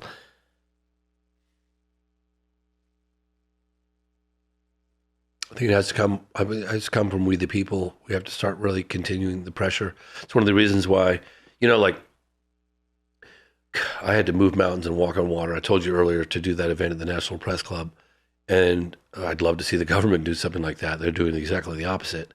But it was really hard. We hired a PR firm. We had a former White House press secretary, assistant press secretary, all sending out the press conference, all the various news outlets. And, we had really good attendance. And we had a handful, very small we had a lot of cameras. There were influencers there, but only a handful of news outlets. We did the best we could. Like I said at the time, I was it was a very solid base hit, but, we had a story that was going to go out in a very big news organization. It would have been really historic. And that got squashed at the last second to the point where we couldn't pivot to somebody else. And there's about closed door hearings. But there is again, I'll remind your audience, there's a great story out in The Debrief by Leslie Kane and Ralph Blumenthal. Go check it out. It's free. It's online. It's got photographs, details of the meetings. It's good. Yeah. Well, I think you're doing the right thing by doing the podcast circuit because these shows, we have a larger audience than the major news outlets. It's amazing. You're speaking directly to people now.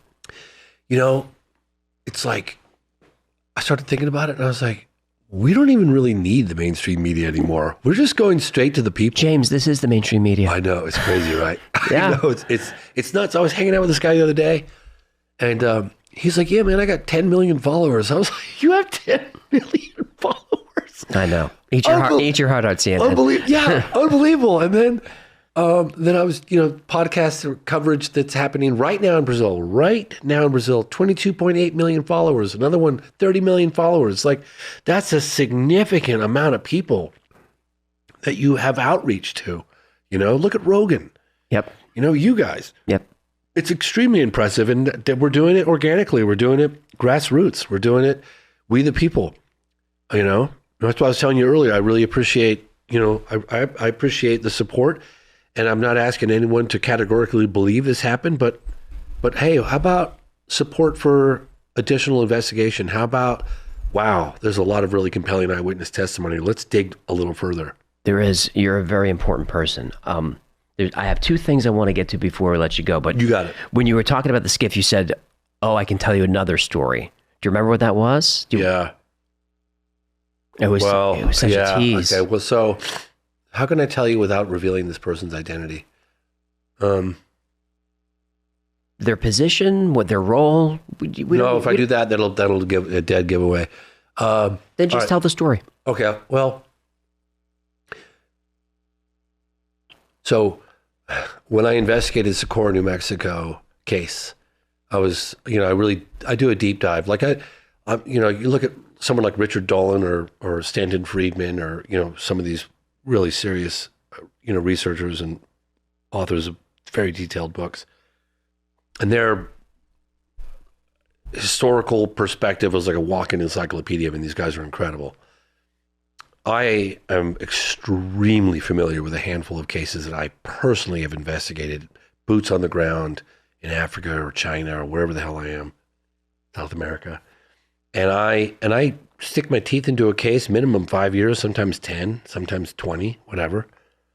And I was investigating the Socorro case, and I got to know his wife, Mary, his daughter, Diane, his son, Michael, his coworkers. This is all over a 5-year period.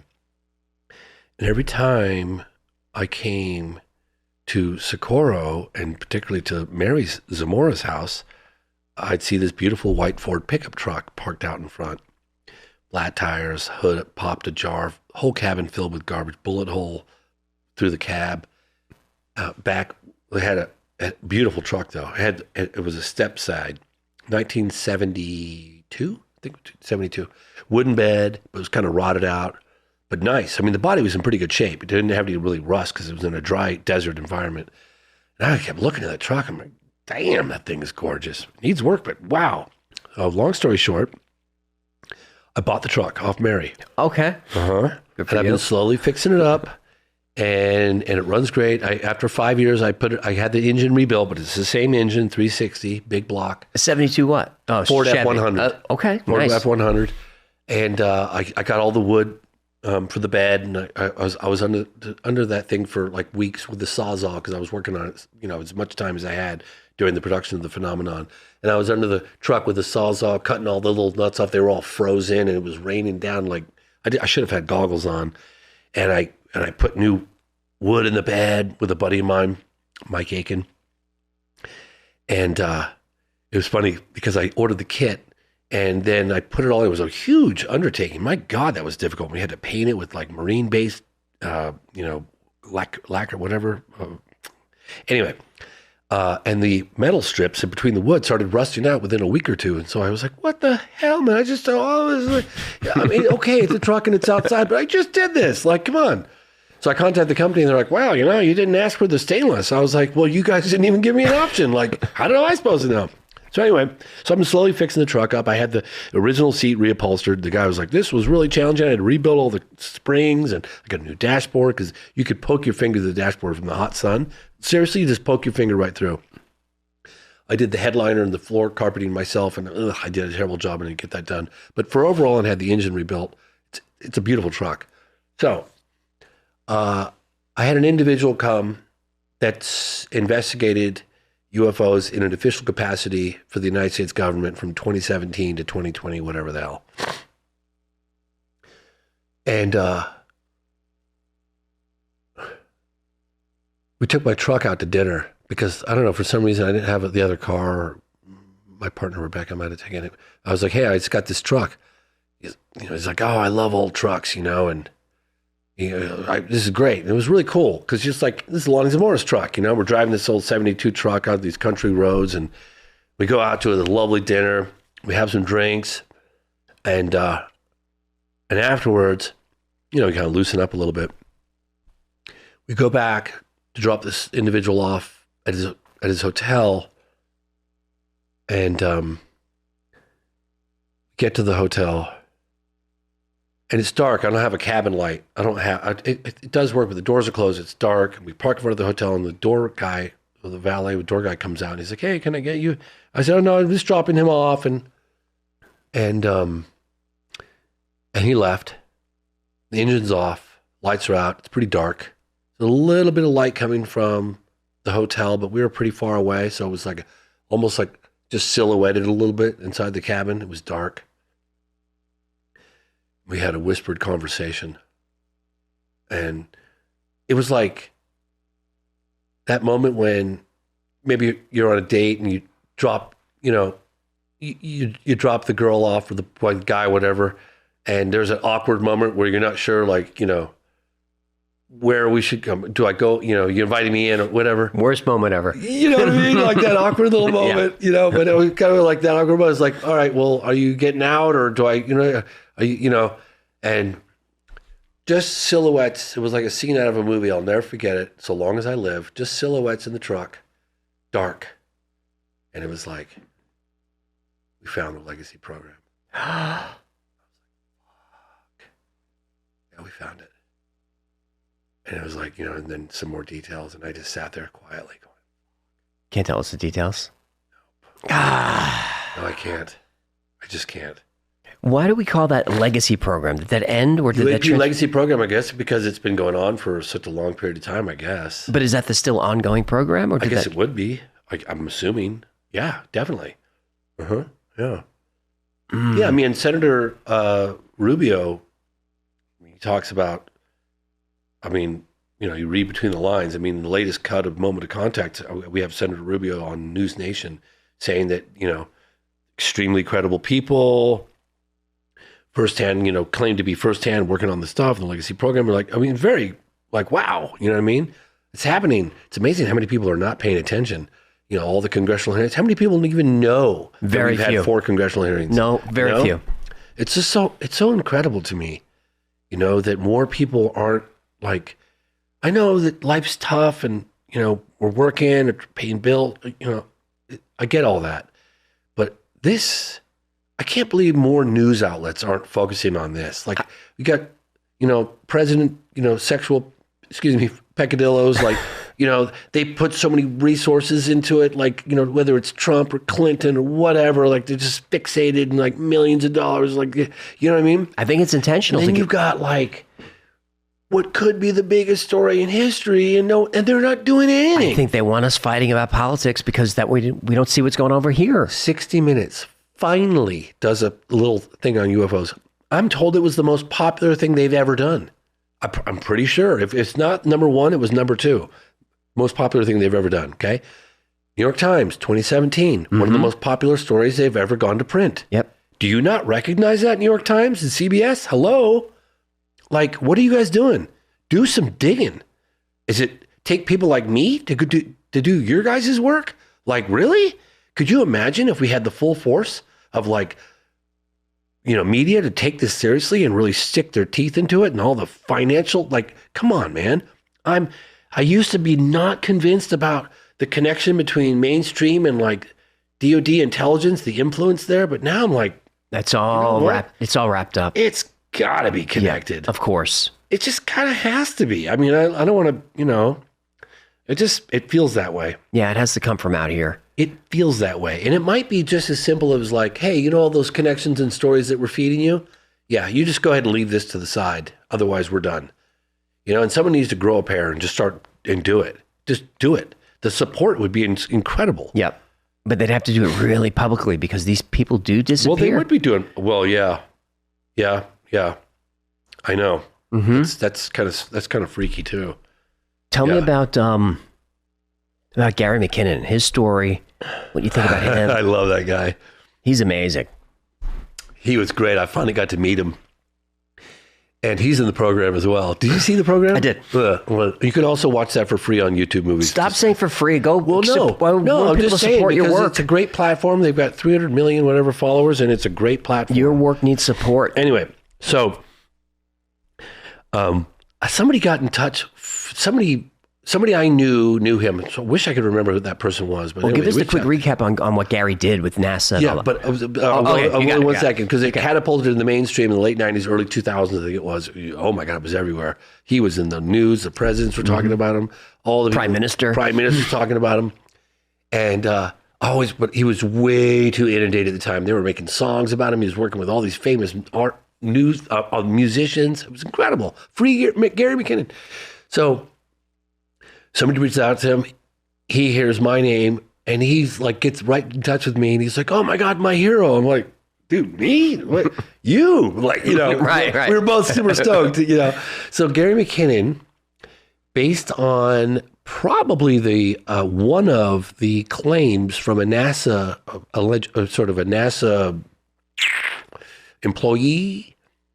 I don't remember the woman's name, but she had testified at 2001 press conference that Dr. Stephen Greer had done. And she basically gave a specific location where photographs are, manipulated from NASA that show, UFOs. Yep. Excuse me. So he was like, I'm going to go find out. So he started hacking. Now, hold on. He just found computers that with access. He didn't illegally. I'm trying to help Gary out.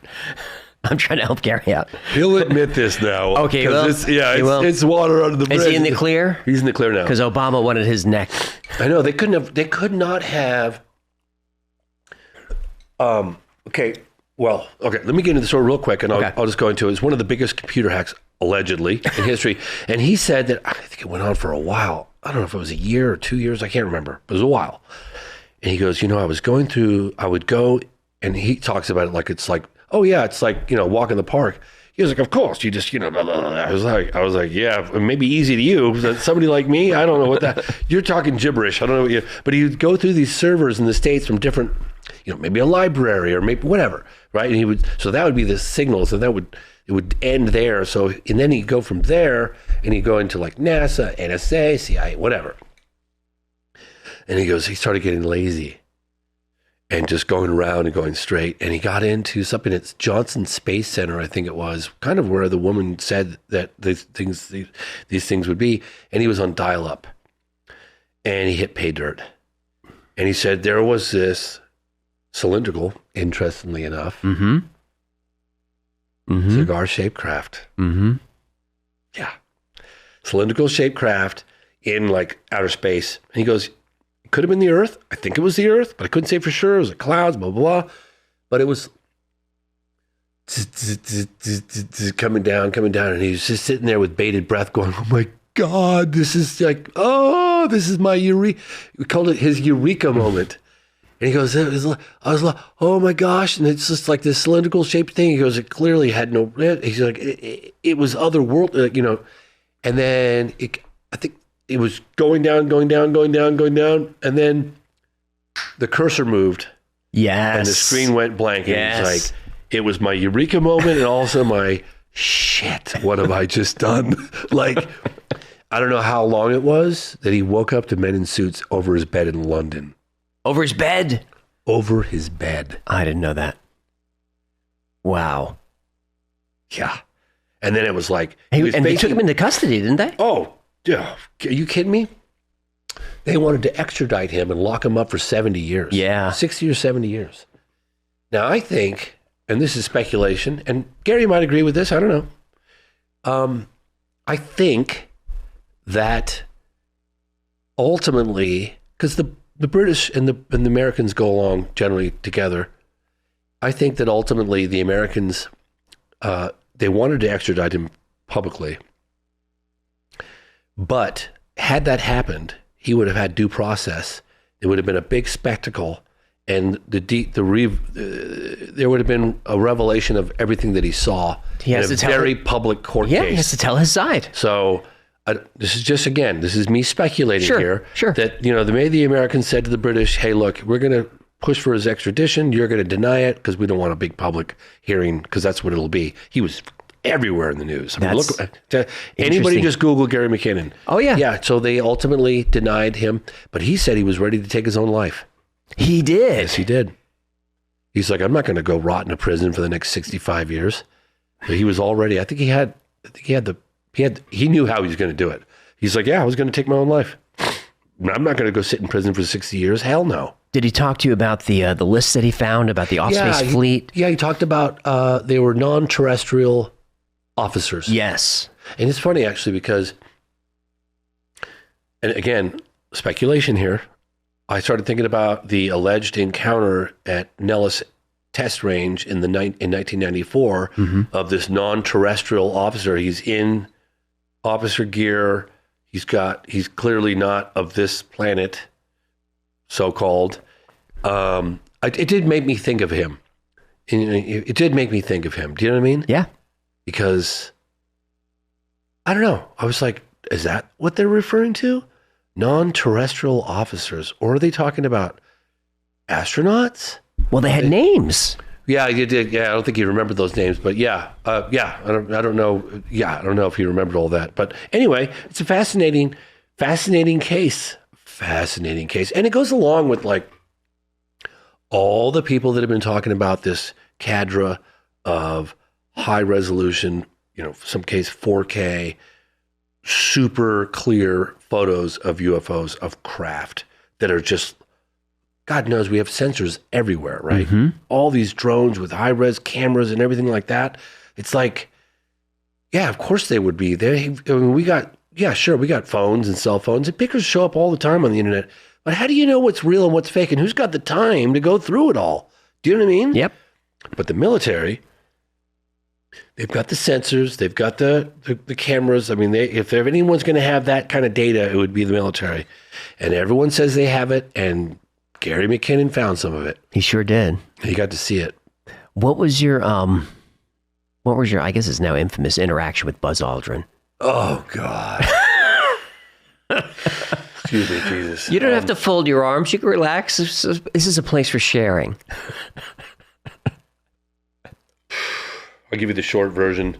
He didn't punch you in the mouth. I know, right? Put your hand in the Bible. Okay, so I worked on a movie set called The Legend of Obie Taggart, and it would have been probably mid-90s, be my guess. Yeah. I was working on my first UFO doc. I don't think I was working on it. Yeah. And Mickey Rooney, his wife Jan Rooney, and there was another actor, is it Ned Beatty, that was in Now You Gonna Do Some Praying, Boy, and You Better Pray Good. You remember that one? Was that Deliverance? Deliverance, Yeah. yes, sir. Okay, he was there. And I'd just seen Deliverance like a year or two earlier. So I couldn't help but think about it. I was like, dude, I just saw you. Like, you didn't squeal like a pig, oh, though. God. God, that scene was like, brutal. oh, my Lord, no. Please don't Google I that. remember I had no idea what it was. I watched it in England in the 90s. And they were like, we're going to watch Deliverance. I was like, Deliverance? I was like, and it got to that scene. I was like, oh, Jesus, no, God, please. Anyway, so I was an extra on this movie. I was a prison guard for Jan, and one of the Rooney. And as usual, they're like, oh, so, what else are you up to? And I was like, oh, I'm doing a UFO documentary. And they were like, oh, I was kind of expecting the typical, laughter and ridicule, whatever. But he's like, oh, my wife and I are really good friends with Buzz Aldrin. And he told us some pretty crazy stuff. Like he's seen some stuff. I was like, really? They're, oh yeah, you know what? We'll get you in touch with him. So that happened. And then a friend of mine in Kentfield, California, he was bartending at an event. It was an art sale. It's an art dealer sale, whatever. And there was a woman named Faye Ann Potter there, and she was Buzz Aldrin's sister. So between her and I met her at a place called the Left Bank, no, La Rive Gauche. And then Jan Rooney, and Jan Rooney's dad was a general in I think it was the Air Force, and he talked about Roswell a little bit to her. But in any case, between those two, they set up an interview with me with Buzz Aldrin. And he ultimately agrees to give me an interview about his UFO sighting. And he goes, but I'm going to be on book tour. I'm going to be in the south of France. So I borrowed some money, got a little crew. He was like, this is where I'll be. Come down and I'll meet with you. So I arrived there in Monte Carlo. And Monte Carlo is probably the most expensive place on earth. And I had a small budget and I was chewing up that money every day. And I kept, getting in touch with them. And it's like, traveled all this way, blah, blah, blah. Oh yeah, tomorrow. So I finally got to I don't know, whatever, fourth day. And I said, Mr. Aldrin, I can't be too pushy because, I said, Mr. Aldrin, with all due respect, I traveled all this way. You did agree to an interview and I can't stay here forever. This place is really expensive. I traveled all the way down here. He goes, okay. Meet me in my hotel lobby tomorrow morning at whatever, 9:00, whatever time it was. No cameras rolling. I said, no, we won't have any cameras rolling. So the next morning we got there a little early and we're having a croissant in this really fancy hotel. And it was like a $10 cup of coffee back then. And the concierge comes up to me. He says, Mr. Fox. I said, yeah, you have a telephone call? I go over there and it's buzzing. He's like, I can't do it. He goes, Paul Allen has just invested in SETI, Search for Extraterrestrial Intelligence. Very conservative. Those guys were looking for shit all over across it, Mm-hmm. And he goes, I can't jeopardize. I'm trying to develop a rocket to get citizens into space, yada, yada, yada. I'm working with Congress. I can't do it. And how's my story going to change anything anyway? Oh, come on. And I said, well, with all due respect, sir, it takes people of your stature to come forward and help elevate this topic and blah, blah, blah, blah, blah, blah. Edgar Mitchell did it? Yeah, but Edgar Mitchell wasn't a first-hand witness. But True. He met with first-hand witnesses and he knew about Roswell. But there's another reason why I believe Roswell. But, he didn't deny any, he didn't say, hey, I had a sight on the way to the moon. The sister told me that he had chased a disc. I think it was in the 50s. Yeah, probably late 50s. Chased a disc, rattled. Apparently, his sister said he was rattled. He chased the thing up to as high as his plane would go. Couldn't catch it. And then they saw something a little less, a little more ambiguous, or something that followed them to the moon, something like that. And but I never got a story. And then I went on Larry King with him in 2007, maybe 2006, 2007. And it was I don't know, 8 years later, something like that. Couldn't tell you exactly, but I had to look at my records. And I went on with Fife Symington, the former governor of Arizona. And to my unbelievable shock, I went into the green room and there he was getting his makeup put on. And I was like, holy shit. I'm about to go live with Buzz Aldrin and the former governor. So I take a picture of him. Probably did it with my phone. Yeah, 2007. Yeah, sure, I did it with my phone. I have the picture. I got it somewhere on my computer. And she's like, sir, you're not supposed to take pictures in the green room. I was like, oh, I'm sorry. Kept it. Yeah. And he's like, looks at me. He's like, he's kind of like, and then he goes on. And I was like, I'm gonna really get this guy because I was still pissed about what happened. And Fife was like, this guy's, he's very respected and land on the moon with Neil Armstrong, blah, blah, blah, blah, blah, blah, blah. Allegedly. Really be careful. Yeah, I know, allegedly. I know people, I know. There's that whole debate. My really good friend, one of my best friends, and he was my neighbor, and we were so tight.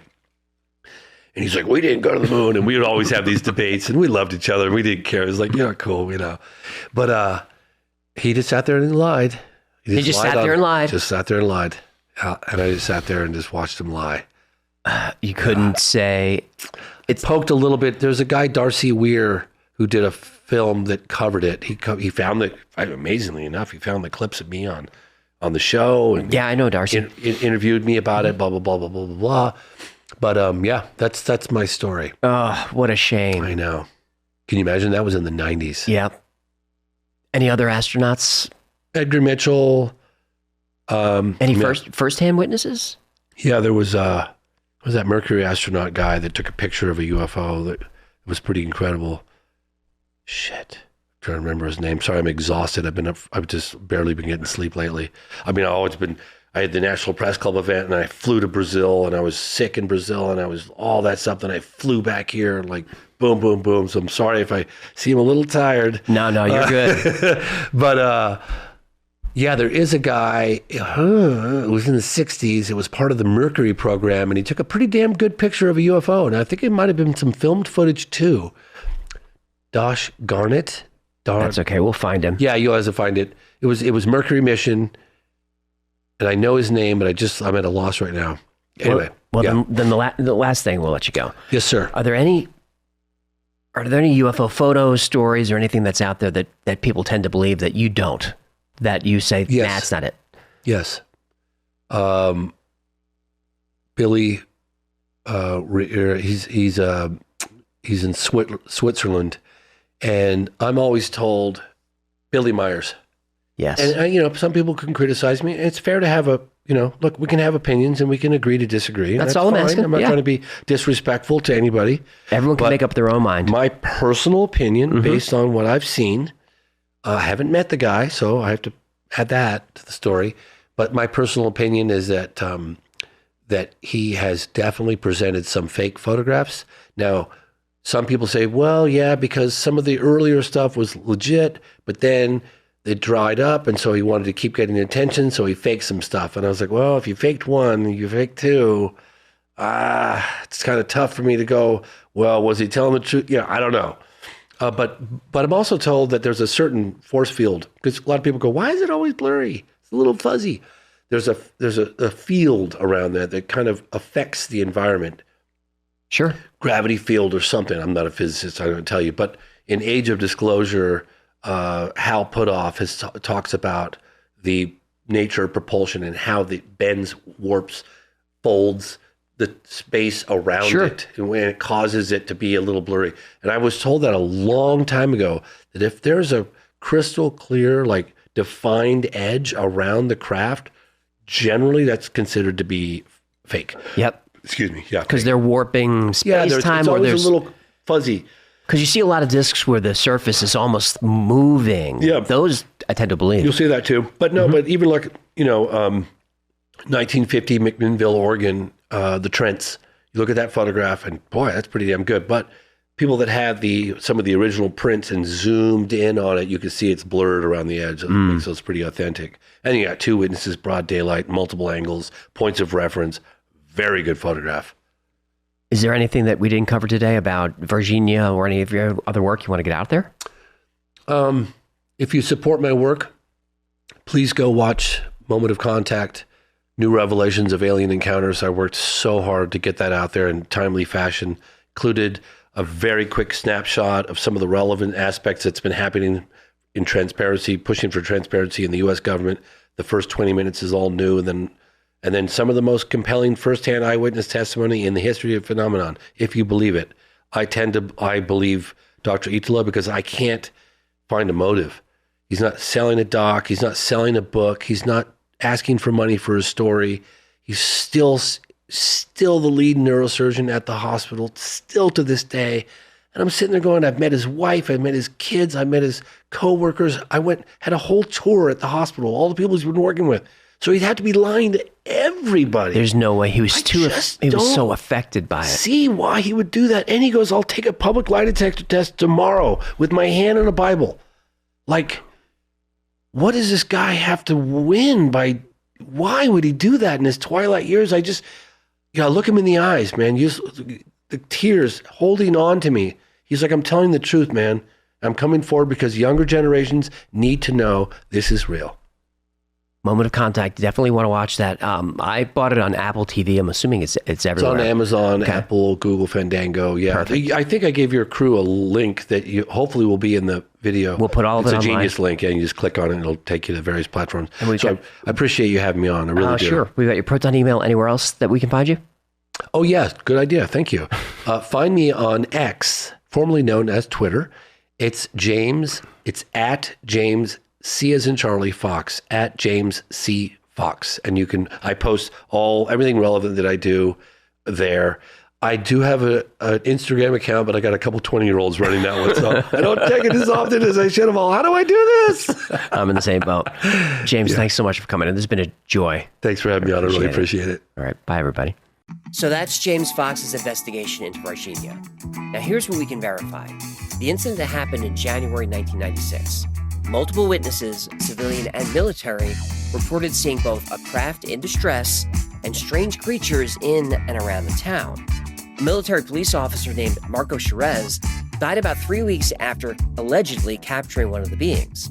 His official cause of death was listed as sepsis and pneumonia from what doctors called a benign bacteria, though they never identified its source, and that's documented in the autopsy. The big claim here is Dr. Italo Venturelli's testimony. He's a practicing neurosurgeon at Regional Hospital in Varginha, 45 years in medicine, still performing brain surgery. He says he had 3 to 4 minutes of face-to-face contact with a live, non-human entity in the ICU on January 20th, 1996. He's not selling a book. He's not asking for money. His colleagues, other doctors who've known him for decades, all went on camera and vouched for him. Now, what I keep coming back to is what James said about motive. If Dr. Italo is lying, he's lying to his wife, his children, his colleagues, his entire community. Why would he do that? There's no upside. And he's offered to take a public lie detector test with his hand on a Bible, something he doesn't take lightly. This is either the most significant testimony in the history of UFO research, or it's an elaborate hoax with no motive. But I think it deserves serious investigation either way. You can watch James's documentary, Moment of Contact, New Revelations. It just dropped. And his National Press Club event from January 2026 is on YouTube for free. And if you have any information about the Varginha case, James has set up a secure Proton mail for tips. Until next time, be safe, be kind, and know that you are appreciated.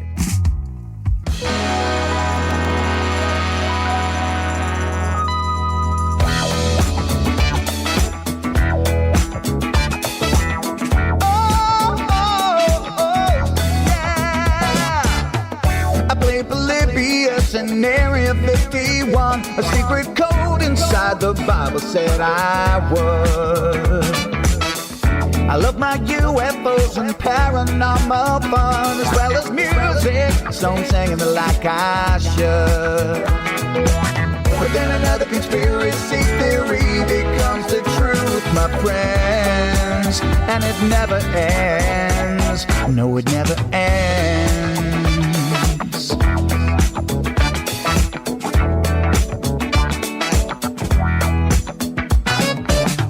I feel the crap got stuck inside Mel's hole with MK Ultra. I'm being only too aware. Did Stanley Kubrick fake the moon landing alone on a film set, or were the shadow people there? The Roswell aliens just fought the smiling man, I'm told, and his name was Cold. And I can't believe I'm dancing with the fish. Headfish on Thursday nights with AJ2, and the Wi-Fi's helping me all through the night. All I ever wanted was to just hear the truth, so the Wi-Fi's on repeat all through the night.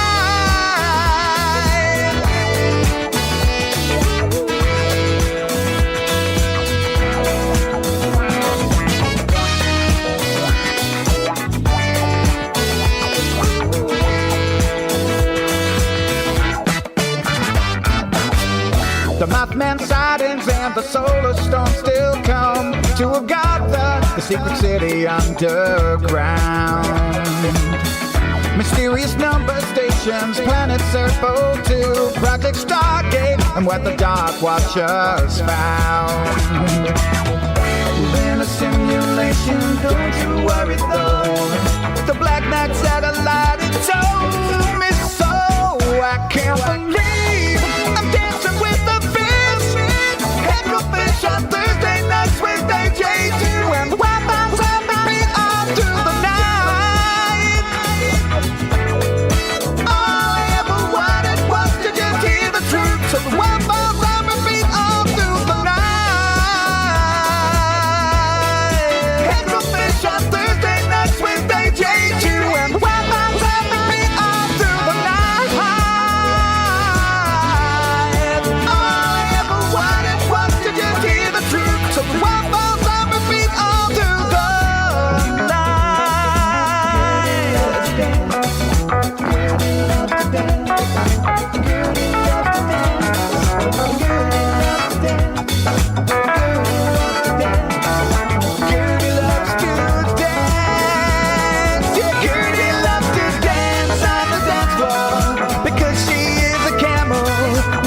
was